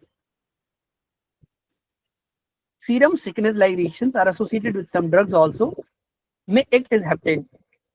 हेप्टेन पे आते हैं। ठीक है, पेनिसिलिन मोनोक्लोनल एंटीबॉडीज, वही एंटीबॉडीज जो बायोटेक्नोलॉजी से हम लोग बना रहे थे, या इन्फेक्शन जैसे हेपेटाइटिस बी, इनमें भी क्या होता है, आपको सीरम सिकनेस रिएक्शन होता है। मतलब हेपेटाइटिस बी का जो इन्फेक्शन होगा उसके अगेंस्ट एंटीबॉडीज बनेंगे, वो जो एंटीबॉडीज होंगी वो हेपेटाइटिस बी के पार्टिकल के साथ बाइंड करेंगी, किसी टिश्यू में जाकर डिपॉजिट होंगी, उसके अगेंस्ट इन्फ्लेमेशन होगा, टाइप 3 हाइपर सेंसिटिविटी की वजह से आपका प्रॉब्लम आ जाएगा। Yes sir. ठीक है डॉक्टर साहब, यस सर। कोई और आप में से कंट्रीब्यूट करना चाहेगा मेरे साथ? मैं चाहता हूँ संदेश, अमीर हमजा और शीतलानी के अलावा कोई और करे मेरे साथ। कोई आएगा आगे? अनम्यूट कर ले कोई भी आप में से। डॉक्टर लोहाना, हेप्टेन मुझे आपको पढ़ाना है, कोई और आप में से इंटरेक्ट करना चाहेगा? कोई मसला नहीं, कर लें, नहीं करना, चले ठीक है। ठीक है डॉक्टर अमीर हमजा साहब, आप अनम्यूट कर दें, हम हेप्टेन पढ़ते हैं, आ जाए। Yes sir. डॉक्टर साहब हेप्टेन के बारे में कुछ पता है आपको? एक चीज होती है हेप्टेन, एक और चीज होती है हेप्सिड। Yes sir. हाँ, क्या नाम है आपका डॉक्टर साहब? कल डॉक्टर साहब बात करते हैं, साहब डॉक्टर साहब बात कर रही हैं, क्या आप डॉक्टर लोहाना है? डॉक्टर साहिबा, ठीक, डॉक्टर अमीर हमजा साहब आप अनम्यूट कर लें, बस हम पढ़ते हैं। ओके, हेप्टेन Yes, और sir. हेप्साइक्लोपिडिन ये दो चीजें हैं डॉक्टर साहब। दूसरा तीसरा होता है हेप्टोग्लोबिन। ये तीनों आपने याद रखना है कि ये अगेन कंफ्यूजिंग टर्म्स होती है। हेप्टोग्लोबिन वो चीज थी जो फ्री हीमोग्लोबिन के साथ बाइंड करता था, सही है, ताकि जो फ्री हीमोग्लोबिन है वो रिएक्टिव ऑक्सीजन स्पीशीज ना बना सके, आपको एजिंग ना करवा सके, या आपके अपने टिश्यू को ना डैमेज कर सके। Yes, sir. ठीक है। हेप्सिडिन क्या होता है? हेप्सिडिन एक रेगुलेटरी प्रोटीन होती है, एक रेगुलेटरी मॉलिक्यूल होता है जो आयरन को अंदर आने से रोकता है। यानी आयरन को अंदर इतना लेके आता है, यानी जीआईटी में गट में आयरन को कितना एब्जॉर्ब करवाना है, वो इसका काम है हेप्सिडिन का। मतलब ओवर आयरन एब्जॉर्प्शन को रोकता है। अगर हेप्सिडिन नहीं होता तो आपको हेरेडिटरी हीमोक्रोमेटोसिस हो जाती है। बस इतना याद रख लो कि रेगुलेटरी आयरन एब्जॉर्प्शन, रेगुलेटरी तो आयरन एब्जॉर्प्शन। ठीक है डॉक्टर साहब। Yes, sir. अब बात आती है हेप्टेन की। किस चीज की? हेप्टेन की। एक चीज याद रखें, जब भी आप फॉरेन पार्टिकल देते हैं ना बॉडी में, जैसे ट्राइमेथोप्रिम सल्फामेथोक्साजोल ड्रग है, ठीक है, ये जो ट्राइमेथोप्रिम सल्फामेथोक्साजोल है, ये जब आप बॉडी में देते हैं तो ये एक फॉरेन सब्सटेंस है। इसको ट्रेवल करने के लिए एल्ब्यूमिन की रिक्वायरमेंट होती है, और ये जो एल्ब्यूमिन है ये कैरियर होता है इसका, टीएमपी-एसएमएक्स का। अब क्योंकि एल्ब्यूमिन और टीएमपी-एसएमएक्स दो नई चीजें आपस में मिली हैं, तो बॉडी ऐसे फील करती है कि शायद कोई नई प्रोटीन आ गई है, इसके अगेंस्ट एंटीबॉडीज बनाना शुरू कर देती है। Yes, और sir. ये एंटीबॉडीज अगेन इसके साथ बाइंड करेंगी और कहीं पे जाके डिपॉजिट होंगी, वहां पे कॉम्प्लीमेंट आएगा, न्यूट्रोफिल आएगा, लाइसोजाइम आएंगे, आपके टिश्यू के का काम तमाम हो जाएगा। Right, sir. थोड़ा स्पीड बोल जाता हूँ, लेकिन इसलिए ताकि आपका जल्दी जल्दी कवर हो जाए। ठीक है, थोड़ा एक्टिव रहिए। 1 सेकेंड बता रहा हूँ। टीएमपी-एसएमएक्स आपने बाहर से एक चीज दी, ट्राइमेथोप्रिम सल्फामेथोक्साजोल, सेप्ट्रॉन नाम से आपके पास ड्रग आती है, यूएस में बैक्टीरियम से आती है।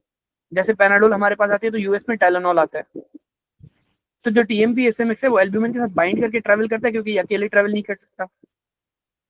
अब ये क्योंकि एज ए हेप्टेन काम करता है, तो ये आपके इसके हेप्टेन के अगेंस्ट, क्योंकि अब ये नई प्रोटीन बन गई है, तो बॉडी ऐसे फील करेगी कोई चीज बाहर से आई हुई है, इसके अगेंस्ट एंटीबॉडीज बनानी है। ये एंटीजन एंटीबॉडी कॉम्प्लेक्स जाके कहीं पे डिपॉजिट होंगे और वहां पे कॉम्प्लीमेंट, न्यूट्रोफिल, लाइसोजाइम, आपका टिश्यू डैमेज हो जाएगा अल्टीमेटली। Right, sir. ठीक है डॉक्टर साहब। एक और चीज याद कर लें कि जो आपके 4 ड्रग्स हैं, 4 हैं जिसका निमोनिक शिप होता है, SHIP, sulphonamide, hydralazine, isoniazid, procainamide. Sulphonamide, hydralazine, isoniazid, procainamide. ये 4 ऐसे ड्रग्स हैं जो अगेन बताते खुद आपकी बॉडी में ट्रेवल नहीं कर सकते, तो ये किसी ना किसी प्रोटीन के साथ बाइंड करते हैं, और जब प्रोटीन के साथ बाइंड करते हैं तो लार्जर मॉलिक्यूल्स बन जाते हैं ये। सही है। और जब ये लार्जर मॉलिक्यूल्स बन जाते हैं तो इनके अगेंस्ट क्या होगा? एंटीबॉडीज जनरेट होंगी, क्योंकि ये हेप्टेन काम कर रहे हैं। और जो एंटीबॉडीज बनती हैं वो किसी ना किसी टिश्यू में या आरबीसी के ऊपर डैमेज करती हैं। इसको बोलते हैं ड्रग इंड्यूस्ड एसएलई। कभी पढ़िए ड्रग इंड्यूस्ड एसएलई? कोई सुना है ड्रग इंड्यूस्ड एसएलई के बारे में? इन 4 ड्रग देने से आपका ड्रग इंड्यूस्ड एसएलई हो जाता है, और वही एसएलई जिसमें आपके आरबीसी रप्चर होते हैं पूरी बॉडी के। ये आपका शिप निमोनिक है। मुझे आप दुआएं करोगे एक दिन, बता रहा हूँ। ये जो बात लास्ट वाली बताई हुई है, इसमें आपके पास एंटीबॉडीज बनती हैं, एंटीबॉडीज कल हमने पढ़ी थी, एंटी स्टोन एंटीबॉडीज, जो मैंने जल्दी टॉपिक आपको पढ़ा दिया था। अगर आपने रिवाइज नहीं किया होगा, या नहीं होगा जाहिर सी बात है, लेकिन अदरवाइज एंटी स्टोन आप में से किसी का माइक जो है वो ऑन है, एंटी स्टोन एंटीबॉडीज। ठीक है डॉक्टर साहब, ये आपको मिलती है इंड्यूस्ड एसएलई में, और 4 ड्रग्स हैं जो आपको ये वाला करवाती हैं। रीजन क्या है? हेप्टेन। मैकेनिज्म क्या है? Type 3 hyper sensitivity. हालांकि ये टॉपिक मस्क्यूलो का है, लेकिन फिर भी मैंने इसलिए बता दिया, कम से कम आपके माइंड में बैठ जाए ये चीज। अब ये जो आपने देखा था कि जो अगर ब्लड में कोई ऐसा रिएक्शन हो रहा था उसको सीरम सिकनेस बोल रहे थे। अगर यही चीज आपकी किसी खास एक जगह पर हो, लोकलाइज्ड हो, तो इसको बोलते हैं आर्थस रिएक्शन, साइंटिस्ट का नाम होगा। और लोकल यानी किसी खास जगह पर, सब एक्यूट जो पहले से ही हो लेकिन एकदम से फिर वो सडन आगे तंग करे आपको, यानी पहले थोड़ा थोड़ा थोड़ा फिर एकदम से बर्स्ट करे। A local subacute immune complex mediated hypersensitivity reaction, intradermal injection of antigen into pre-sensitized as circulating IgG individual leads to into pre-sensitized individual leads to immune complex formation in the skin। अब यही चीज doctor क्या नाम है संदेश लाल को मैं समझाने की कोशिश कर रहा था कि हिस्टामिन की वजह से आप इसको प्री सेंसिटाइज नहीं कह रहे, प्री सेंसिटाइज इसलिए कह रहे क्योंकि आपका एंटीजन आपने पहले कभी देखा हुआ है वो वाला, और उसके अगेंस्ट आपकी बॉडी में एंटीबॉडीज ऑलरेडी जनरेटेड है। तो ऐसा बंदा जिसके अंदर आप एंटीजन को इंजेक्ट करो, उसको डर्मली इंट्राडर्मल आपको इंजेक्शन लगाओ ऐसी चीज की जो उसने ऑलरेडी देखी हुई है कभी ना कभी, और वो जो pre formed circulating IgG antibodies हो वो इम्यून कॉम्प्लेक्स बना दें और वो जाके स्किन में डिपॉजिट हो जाए, क्या होगा? Enhance the local reaction to booster vaccination. इसका एग्जांपल कि ऑलरेडी आपने वैक्सीनेशन दी हुई है, उसके अगेंस्ट इम्यून जनरेट बॉडी में हो चुका है, अगर आप उसका बूस्टर लगाने जा रहे हो तो आपका सूज जाता है जो आपकी आर्म होती है, और उस सूजने को बोलते हैं Arthus reaction. Characterized by edema, fibrinoid necrosis, activation of complement. Mechanism सारा वही होगा। अगर आपका पूरी ब्लड में हो रहा है, पूरी गलियों में हो रहा है शहर की, तो आप इसको बोलते हो सीरम सिकनेस। अगर किसी खास रीजन पे हो रहा है जैसे स्किन में, तो उसको बोलते हो आर्थस रिएक्शन, क्योंकि ये लोकल है, क्योंकि ये लोकलाइज्ड है।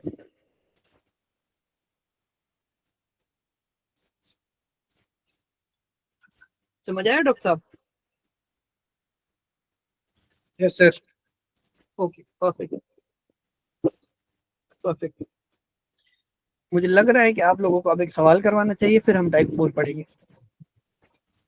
चलिए, थोड़ा खुद को इजी करें, रिलैक्स करें थोड़ा खुद को, ठीक है? ये सवाल पढ़ें।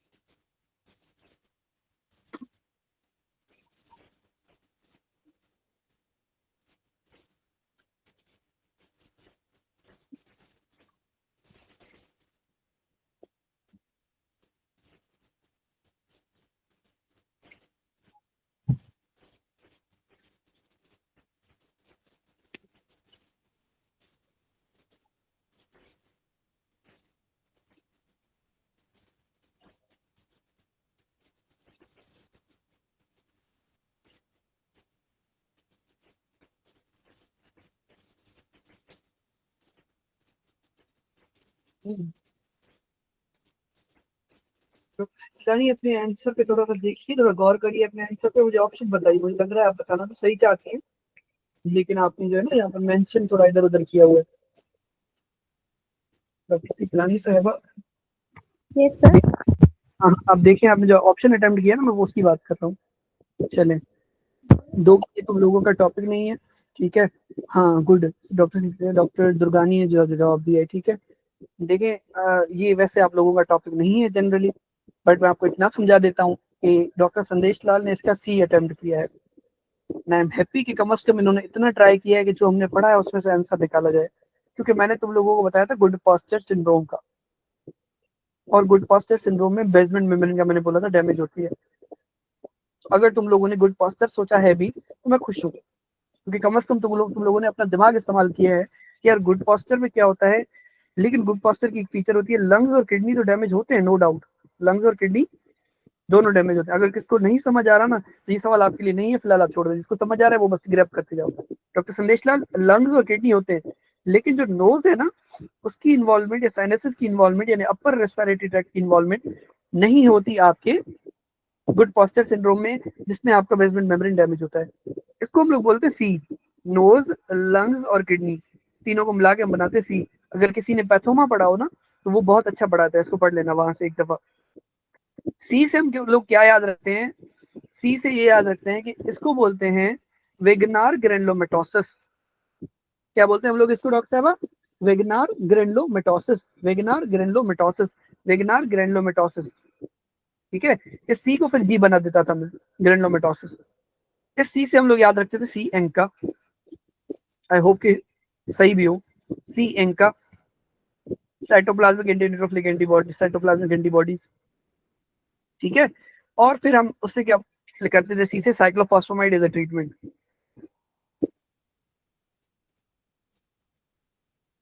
साइक्लोफॉस्फेमाइड जो ड्रग है वो हम एज अ ट्रीटमेंट यूज करते हैं। सर ठीक है जी जी। सर यहाँ पे जो पीएन का है फिर वो किसके लिए था सर, थोड़ा सॉल्व करवाएंगे डॉक्टर साहब पी नाम? इनका कहाँ पर है, ये जो पी इनका है कहाँ पे, मुझे ये तो दिखाएं थोड़ा सा, सर कहाँ पे वो नजर आ रहा है? कंफ्यूज हो गए कि पीएन का और हाँ सीएन का वही, में कंफ्यूज हाँ हो गए हाँ, तो मैं वही सोच रहा हूँ ना, वही मैंने आपको डॉक्टर से दिलानी, तभी तो मैंने आपको बोला ना कि डॉक्टर साहब आप जा तो सही रही है लेकिन आपने उसमें पी इनका, असल में देखिए दो तीन कंडीशन होती है जो हम मस्कुलो में पढ़ेंगे। एक होता है आपका ये वाला क्या नाम है, ग्रेनुलोमेटोसिस विद पोलिएंजाइटिस, जिसको हम लोग बोलते हैं वेगनार ग्रेनुलोमेटोसिस। दूसरा होता है शर्ग-स्ट्रॉस, CHURG स्ट्रॉस सिंड्रोम, जिसको बोलते हैं ग्रेनुलोमेटोसिस अपना क्या नाम है, हाँ पोलिएंजाइटिस। हाँ ग्रेनुलोमेटोसिस बाय माइक्रोस्कोपिक पोलिएंजाइटिस वाला होता है मेरे ख्याल से, उसमें वो आपको फिर पीएन का मिलता है। मैं दिखाता हूँ, पीएन का एक और में मिलता है आपको अल्सरेटिव कोलाइटिस में, लेकिन उसकी डिस्कशन यहाँ पर हम लोग नहीं करेंगे क्योंकि वो हमारा टॉपिक नहीं होगा। ठीक है, शर्ग-स्ट्रॉस, इसको कुछ लोग शर्ग-स्ट्रॉस बोलते हैं, कुछ लोग शर्ग-स्ट्रॉस बोलते हैं। ग्रेनुलोमेटोसिस विद पोलिएंजाइटिस, इसमें आपको मिलता है पीएन का। ठीक है, ये जैसे ये ऊपर लिखा हुआ है एमपीओ का या पीएन का, ये आपको इन दोनों में मिलता है, माइक्रोस्कोपिक पोलिएंजाइटिस में भी और आपको यहाँ पर भी मिलता है इओसिनोफिलिक ग्रेनुलोमेटोसिस विद पोलिएंजाइटिस। इसका पूरा नाम मुझे याद नहीं आ रहा था, शर्ग-स्ट्रॉस मुझे पता था। ठीक है डॉक्टर साहब, ये पीएन का होता है, होते क्या है इनको, लेकिन फिलहाल क्योंकि आप लोगों को मैं जस्ट रिलैक्स करवाना था, 2 मिनट जाया करने से बेहतर है कि आप लोगों ने कुछ ना कुछ गेन किया। बस इतना रट्टा मार लो, जिनको नहीं पता, जो ये न्यू है इसको इस टॉपिक से, इतना रट्टा मार सकते हो। ग्रेनुलोमेटोसिस विद पोलिएंजाइटिस या वेगनार ग्रेनुलोमेटोसिस में आपको क्या मिलता है, 3 मसले मिलते हैं, एक नोज के, दूसरा लंग के, तीसरा किडनी के। अगर इन तीनों को जोड़ोगे, आपस में डॉट्स क्लिक करोगे तो ये बन जाता है सी। ठीक है, इस सी को थोड़ा सा और कर लो, ये ग्रेनुलोमेटोसिस विद पोलिएंजाइटिस बन जाएगी। अगर नहीं कर रहे, जस्ट सी रख रहे हो, तो इसको याद कर लो, C ANCA, cytoplasmic anti nuclear anti neutrophilic cytoplasmic antibody, C ANCA. चलिए थोड़ा सा इसका बता देता हूँ आप लोग, डॉक्टर संदेश लाल इधर देखिएगा। ऐसी एंटीबॉडी जो हो तो साइटोप्लाज्म में, लेकिन बने न्यूक्लियस के खिलाफ। ठीक है, cytoplasmic anti neutrophilic cytoplasmic antibody, ऐसी एंटीबॉडी जो हो तो साइटोप्लाज्म में लेकिन बने न्यूक्लियस के खिलाफ। अगर यही antibodies nucleus neutrophil, sorry neutrophil neutrophil neutrophil neutrophil neutrophil neutrophil माजरत माजरत माजरत, ऐसी एंटीबॉडीज जो आपके हों तो साइटोप्लाज्म में लेकिन आपके न्यूट्रोफिल के अगेंस्ट बने।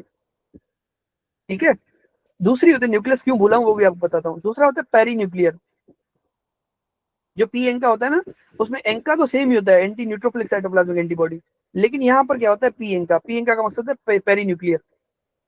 वो एंटीबॉडीज यहाँ पर मौजूद होती है, जो साइटोप्लाज्म वाली होंगी वो फॉर सपोज यहाँ पर दूर कहीं मौजूद होंगी, लेकिन होती दोनों जो है वो एंटी न्यूट्रोफिलिक एंटीबॉडीज है। अब उनकी लोकेशन के हिसाब से इधर उनको पी एन का बोला गया या उनको सी एन का बोला गया। सी मतलब साइटोप्लाज्म में हो, पी मतलब पेरी न्यूक्लियर हो, अराउंड द न्यूक्लियस हो, यहाँ पर होंगी वो। डिफरेंस समझ आ गया डॉक्टर सिद्धानी?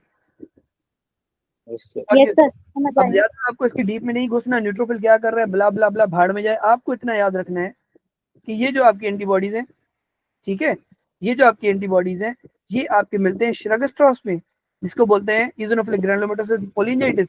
ये जो एंटीबॉडी है वो मिलते हैं आपको इस वाली कंडीशन, जिसको हम लोग बोलते हैं वेगनार ग्रेनुलोमेटोसिस या ग्रेनुलोमेटोसिस विद पोलिएंजाइटिस। इसका ट्रीटमेंट दूसरी चीज याद करोगी, corticosteroid and cyclophosphamide. I hope कि आप लोगों को समझ जाएगा। अगर नोज काट दो, बाकी दोनों मसले हो रहे हैं, लंग और किडनी का, इसको बोलते हैं गुड पास्टर सिंड्रोम। इसको बोलते हैं क्या हम लोग, गुड पॉस्चर सिंड्रोम, जिसमें आपको क्या मिलता है, ये देख लें, anti membrane, doctor Sandesh Lal देखें, anti basement membrane antibodies are characteristic of Goodpasture syndrome which would show haemoptysis and dyspnoea. कि एक तो आपको लंग के मसले हुए, ठीक है, हेमोप्टाइसिस मतलब एक तो आपको लंग के मसले हुए, दूसरे आपको किडनी के मसले होते हैं, जो इन्होंने यहाँ फॉर सपोज नहीं बताया हुआ आपको, ठीक है। Yes, sir. समझ आने लगा है? Yes, sir. बस अगर आने लगा है तो गुड है। बाकी ल्यूपस नेफ्राइटिस का कल हमने जिक्र किया था, एंटी डीएसडीएनए वाला, फिलहाल इसको छोड़ दें वाले आप। अब हम आते हैं टाइप 4 हाइपरसेंसिटिविटी। डॉक्टर साहबान बड़ा डिले कर दिया ना हमने इसको पढ़ने में, डॉक्टर संदेश कुमार, Yes, sir. इसीलिए हमने इसका नाम, इसीलिए हमने आज से इसका नाम रख लिया डिलेड टाइप हाइपरसेंसिटिविटी। क्या नाम रखा है हमने इसका? Delayed type hypersensitivity. और क्योंकि इसमें टी हेल्पर सेल का जिक्र आ रहा है तो हमने इसका नाम रख दिया delayed type cell mediated hypersensitive type 4 hypersensitivity. ये वो है मुत्तु स्वामी अय्यर स्वामी जो वो नहीं होता मूवी में, वो जो करता है पांच छह नाम मिला के करता है, ठीक है, वो काम किया हमने इसके साथ, मुत्तु स्वामी, अन्ना स्वामी, अय्यर, फिर वो आगे बताता जाएगा पूरी कथा। इसको बोलते हैं डिलेड टाइप क्योंकि बहुत लेट होता है ये, सेल मीडिएटेड क्योंकि इसमें टी सेल इन्वॉल्व होते हैं, साइटोकाइंस इन्वॉल्व होते हैं, टाइप 4 हाइपरसेंसिटिविटी इसका पूरा नाम है। Yes, sir. एक चीज नोट करेंगे तो यहाँ पर हमने कहीं भी एंटीबॉडी का जिक्र नहीं किया, ऊपर जाओगे एंटीजन एंटीबॉडी कॉम्प्लेक्स का जिक्र किया, यहाँ पर एंटीबॉडी सेल सरफेस के साथ बाइंड था, आईई भी एंटीबॉडी था, इसीलिए हमने ऊपर लिखा हुआ है आती सादी 4 टाइप होते हैं, एनाफिलेक्टिक और टाइप 1 बोलते हैं। एनाफिलेक्टिक एंटीटॉपिक टाइप 1 होता है, एंटीबॉडी मीडिएटेड टाइप 2 होता है, इम्यून कॉम्प्लेक्स यानी एंटीजन एंटीबॉडी मीडिएटेड टाइप 3 होता है, सेल मीडिएटेड टाइप जो टाइप 4 है उसमें आपके एंटीबॉडीज नहीं होते, इसीलिए हम लिख रहे हैं type 1 2 3 are all antibody mediated. चाहता तो मैं आपको पहली लाइन में ये पढ़ा देता, लेकिन उस टाइम आपको समझ नहीं आता। अब आपको पता लग रहा है कि भाई पहले में भी एंटीबॉडी दिखाई दी डॉक्टर साहब ने, दूसरे में भी एंटीबॉडी दिखाई दी डॉक्टर कुमार ने, तीसरे में भी एंटीजन एंटीबॉडी कॉम्प्लेक्स दिखाया था, यहाँ तो कोई नजर ही नहीं आ रहा, क्योंकि ये जो सीन चल रहा है, ये जो मिली भगत है, यहाँ पर मैक्रोफेज और टी सेल्स का आपस में निकाह होता है और ये दोनों कासी खुशी रहते हैं बस। Yes, डॉक्टर संदेश लाल, yes, sir. एक चीज और आपको मुझसे यहाँ पर सवाल पूछनी चाहिए कि सर मैक्रोफेज का भी जिक्र किया हुआ है और एपीसी का भी जिक्र किया हुआ है, ये कैसे? डॉक्टर साहब ये ऐसे होता है कि जो आपके एंटीजन प्रेजेंटिंग सेल है वो मल्टीपल टाइप्स के होते हैं, जैसे डेंड्रेटिक सेल, लेंगरान सेल, आपका बीटा सेल यानी जो बी सेल है एंटीबॉडी वाला, और लास्ट मैक्रोफेज। तो यहाँ पर आपका जो है वो डेंड्रेटिक सेल है। कि डेंड्रेटिक सेल क्या करता है, सबसे पहले देखता है कोई पार्टिकल बाहर से स्किन में इंजेक्ट हुआ है फॉर सपोज, ठीक है, Yes, sir. जैसे पीपीडी नाम सुना है कभी? पीपीडी, एक तो पीपीटी होता है वो पीडीएफ वाला, ये पीपीडी होता है, Yes. Purified protein derivative. कल मैंने एग्जांपल दिया था डॉक्टर सीतलानी को कि हम वैक्सीन बनाने के लिए क्या करते हैं, चूल्हा जलाते हैं, चूल्हे में आलू डालते हैं, आलू का जो छिलका होता है, आलू मीन्स बैक्टीरिया, आलू का जो छिलका होता है उसको हम वापस उठा के बाहर लेके आते हैं।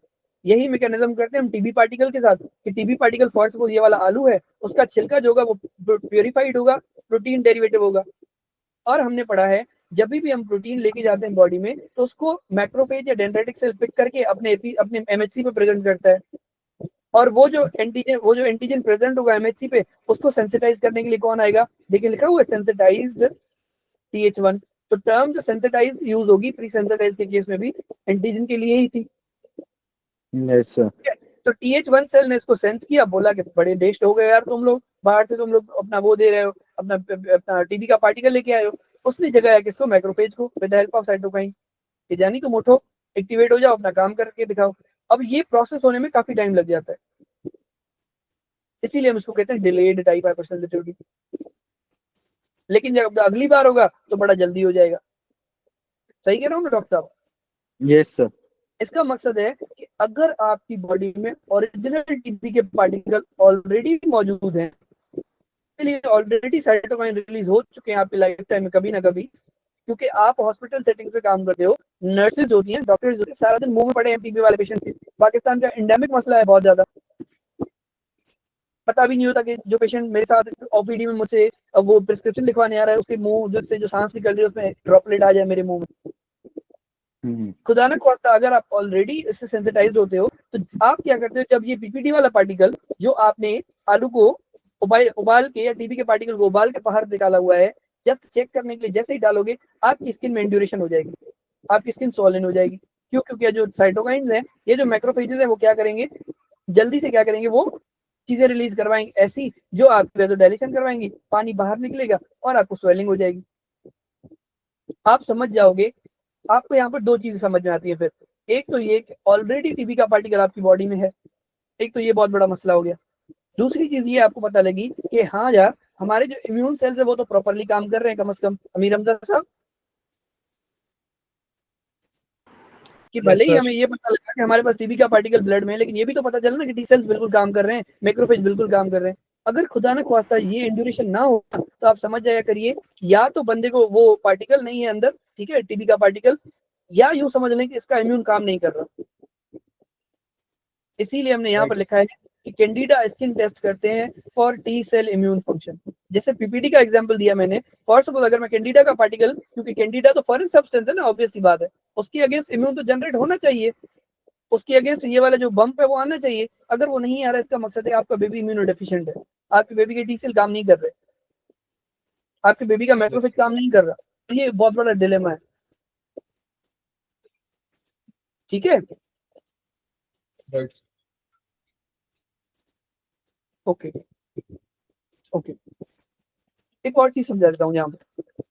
आप लोग जो भी हॉस्पिटल सेटिंग पे काम कर रहे हो ना, उनकी जो बॉडी है ऑलरेडी प्रोन होती है टीबी के पार्टिकल से, सही कह रहा हूँ? Yes sir. ठीक है, मतलब ये हुआ कि आपकी बॉडी में ऑलरेडी टीबी का पार्टिकल होगा, इसीलिए जो आपकी इंड्यूरेशन है वो हम समझ लेंगे कि भाई, हम कंसीडर कर लेंगे कि भाई ठीक है, अगर 15 मिलीमीटर तक भी आती है तो इट इज नॉर्मल, तो भाई काम चल जाएगा। लेकिन फॉर सपोज जो आपकी अम्मा है, जो सारा दिन घर पे बैठी होती हैं, घर के काम काज करती हैं, हाउस मेकर हैं, वो आपके बच्चों को संभाल रही हैं या ब्ला ब्ला, वो घर से बहुत कम निकलती हैं, साल में कोई 5-6 दफा ईद पे निकली होंगी या कोई काम करने के लिए, ठीक है। समझ में आ रही है मेरी बात? कि Yes, जो घरों में हेल्प जो काम करती हैं, फॉर सपोज वो सारा दिन घर में ही रहती हैं, वो बेचारी कहीं बाहर जाती नहीं है। अगर उसका 15 मिलीमीटर आ जाए ना इंड्यूरेशन, बहुत बड़ा मसला है उसका इंड्यूरेशन। ऐसा पेशेंट जो रिस्क पे नहीं है, उसका अगर 5 मिलीमीटर भी आता है तो ये बहुत बड़ा डिलेमा होता है। फिर भी आप लोग चेक कर लीजिएगा, इसमें मैं थोड़ा श्योर कम हूँ, वो 5 और 15 वाले सीन पे ये आप लोग बाद में चेक कर लेना। कहने का मकसद सिर्फ ये था कि आपको इससे पता चलता है कि आपका इम्यून काम कर रहा है या नहीं कर रहा, या आप टीबी का टेस्ट कर रहे थे, ठीक है। ओके हो गया? समझ आ गया? समझ आ रहा है कि टाइप 4 हाइपरसेंसिटिविटी कैसे हो रही है? Yes sir.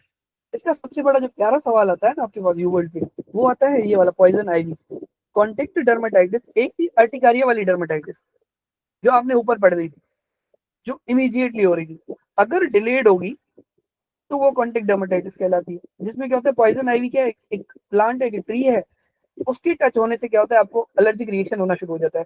या निकल होता है, आपका मेटल होता है वॉच में, उससे आपको एलर्जी होना शुरू हो जाती है। या कुछ ड्रग्स आप ऐसी लेते हो जिससे क्या होता है कि यूजोनोफिलिया भी हो जाती है और आपको सिस्टमिक सिम्टम्स भी आ जाते हैं। Drug reaction with eosinophilia and systemic symptom, DRESS syndrome बोलते हैं इसको। फिलहाल इसको छोड़ दें, इतना याद कर लें कि एक ड्रग होती है जिसका नाम होता है क्या नाम होता है उसका, वैनकोमाइसिन, वो ड्रेस सिंड्रोम। बस इतना याद कर लो फिलहाल के लिए कि वैनकोमाइसिन देने से क्या होगा, टाइप 4 हाइपरसेंसिटिविटी एक्टिवेट हो जाती है। वैनकोमाइसिन भी पेनिसिलिन का छोटा भाई है, लेकिन वो हाइपरसेंसिटिविटी टाइप 4 है। ग्राफ्ट वर्सेस होस्ट डिजीज का डॉक्टर साहिबा जो थी वो हमारी किसी ने बात की थी। डॉक्टर साहिबा एक चीज बताना चाहूंगा, डॉक्टर सितलानी ने कहा था ना ग्राफ्ट वर्सेस होस्ट का एक दफा। ये देखें डॉक्टर साहिबा, ये ट्रांसप्लांट है ना, ये ऑर्गन है, ठीक है, ये डॉक्टर सितलानी का ऑर्गन है, एस फॉर डॉक्टर सितलानी। ये डॉक्टर सितलानी के कजन है यहाँ पे, CZN, ठीक है डॉक्टर सितलानी। फॉर सपोज आपकी जो किडनी है हम आपके कजन को देते हैं। अब ये जब आपके कजन की बॉडी में जाएगी तो आपके कजन की बॉडी इसको जो है वो इजीली रिस्पॉन्ड, वो रिसेप्ट नहीं करेगी ना, जाहिर सी बात है, क्योंकि उसके लिए फॉरेन सब्सटेंस आ रहा है कहीं से कि भाई ये जो किडनी है, आपकी कजन की बॉडी बोलेगी ये क्यों लेके आए हो भाई बाहर वाला सब्सटेंस, इसके अगेंस्ट इम्यून जनरेट करवाओ, इसके अगेंस्ट एंटीबॉडीज बनाओ। यही समझ में आता है ना आपको। लेकिन इस किडनी के लिए भी तो आपका ये वाला टिश्यू एबनॉर्मल है, ये किडनी भी तो सितलानी की बॉडी का था, इनके कजन को क्यों दिया है? अगर ये जो मेहमान है वो कहे कि मुझे आपने यहाँ पर क्यों भेजा है, तो इसको बोलते हैं ग्राफ्ट वर्सेस होस्ट डिजीज। यानी जो आपने टिश्यू ग्राफ्ट करके लगाया है वो नखरे दिखाना शुरू कर दे, वो अपने टी सेल्स को, क्योंकि इस टिश्यू में भी तो अपने टी सेल है ना, इसकी भी तो अपनी गैरत है ना, अपनी इज्जत है ना, कि क्यों भाई मुझे दूसरे के घर में भेज दिया। तो इसको जो रिवर्स रिएक्शन है इसको बोलते हैं ग्राफ्ट वर्सेस होस्ट डिजीज। और इसमें जो हाइपर सेंसिटिविटी यूज होती है वो आपका टाइप 4 होता है। ये नहीं वही मैकेनिज्म जो टी सेल वाला यूं में चल के आया था नीचे। ठीक है, यस सर। इसका हल क्या होता है? हल ये होता है ग्राफ्ट वर्सेस होस्ट बचने का, कि आप क्या करते हो, टिश्यू को जो है ना वो रेडिएशन देते हो, किडनी को रेडिएशन देते हो पहले, यानी किडनी को या बोन मैरो को रेडिएशन देते हो। उससे क्या होता है, इसकी जो टी सेल्स होते हैं वो मर जाते हैं। समझ आ रही बात? सर इसमें जो ग्राफ्टेड जो पोर्शन है वो इम्यूनोकॉम्पिटेंट होता है ना, वो तो इसीलिए हम उसको इम्यूनो सप्रेस बनाते हैं पहले रेडिएशन देके। ओके ठीक है, एक और चीज बताऊं मजेदार, यस सर। एक चीज याद कर लें डॉक्टर अमृता, कि नेचर ने अगर कोई भी चीज बनाई है ना, सिर्फ उसका नुकसान नहीं है, फायदे भी होते हैं। फॉर सपोज अगर यही ग्राफ्ट बोन मैरो का होता, फॉर सपोज कि आपका बोन मैरो निकाल के आपके कजिन की बॉडी को लगा रहे होते, ठीक है, तो बोन मैरो ने क्या करना था, अपने लिम्फोसाइट को जनरेट करना था ना, यस सर। और वो लिम्फोसाइट क्या बनाते, एंटीबॉडीज बनाते, यस सर। और वो एंटीबॉडीज क्या करती, आपके कजिन की बॉडी में जो लिम्फोसाइट्स है उनको किल करती। Yes sir. ठीक है, समटाइम क्या होता है, फॉर सपोज अगर आपके कजिन को ल्यूकीमिया है जो कि लिम्फोसाइट का ट्यूमर है, यस सर। तब हम क्या करते हैं, बाहर से खुद बोन मैरो देते, ऐसा बोन मैरो देते हैं जिसमें आपका इम्यूनो कॉम्पिटेंट हो, जिससे एंटीबॉडीज जनरेट हो और वो एबनॉर्मल लिम्फोसाइट को किल करे और हमारा सर्वाइवल टाइम बढ़ जाए कैंसर वाले पेशेंट में। ये ग्राफ्ट वर्सेस होस्ट डिजीज का एक फायदा होता है। Okay sir. ये हम नीचे इसको रीड करेंगे, लेकिन मैं इतना खुल के नहीं समझाऊंगा, नीचे यहाँ से समझ लो। ठीक है, समझ आ गया ना ग्राफ्ट वर्सेस होस्ट डिजीज क्या होता है, क्योंकि ये आपका एक कंसर्न था तो मैंने आपको समझा दिया। टेस्ट में कौन से टेस्ट होते हैं, PPD and TB, PPD for TB infection, patch test for contact dermatitis, candida वाला मैंने कॉन्सेप्ट समझा दिया है। 4 टी आपने याद रखने, T cell, transplant, rejection, TB, skin test, touching, contact dermatitis. Fourth and last इसीलिए डिले टाइप। 2 मैकेनिज्म होते हैं कि डायरेक्टली सेल साइटोटॉक्सिसिटी, जैसे कॉन्टैक्ट डर्मेटाइटिस में CD8+ सेल यूज होता है। कि CD8+ सेल्स क्या करते हैं, जब MHC पे ये सेंस करेंगे डायरेक्टली उस चीज को किल कर देंगे जहां से उन्होंने सेंस किया है। दूसरा CD4 वाला, जहां पर इफेक्टिव CD4+ सेल क्या करते हैं, रिकॉग्नाइज करते हैं एंटीजन को, इन्फ्लेमेटरी जो आपके इंड्यूसिंग इन्फ्लेमेशन इंड्यूसिंग साइटोकाइंस होते हैं, ये जो आपको मैंने अभी पढ़ा है वो रिलीज करते हैं। ये चीजें हम बार बार पीछे पढ़ते आए हैं। Response does not involve any kind of antibodies versus type 1, 2 and 3. That's it. ठीक है डॉक्टर साहब, यस सर। आई होप कि आज के लिए बहुत है, वरना बहुत ज्यादा हो जाएगा। आई नो कि हाइपर सेंसिटिविटी पे हमें 1-1.5 घंटा लग गया है, लेकिन ये बहुत हद से ज्यादा इंपॉर्टेंट टॉपिक है। ठीक है।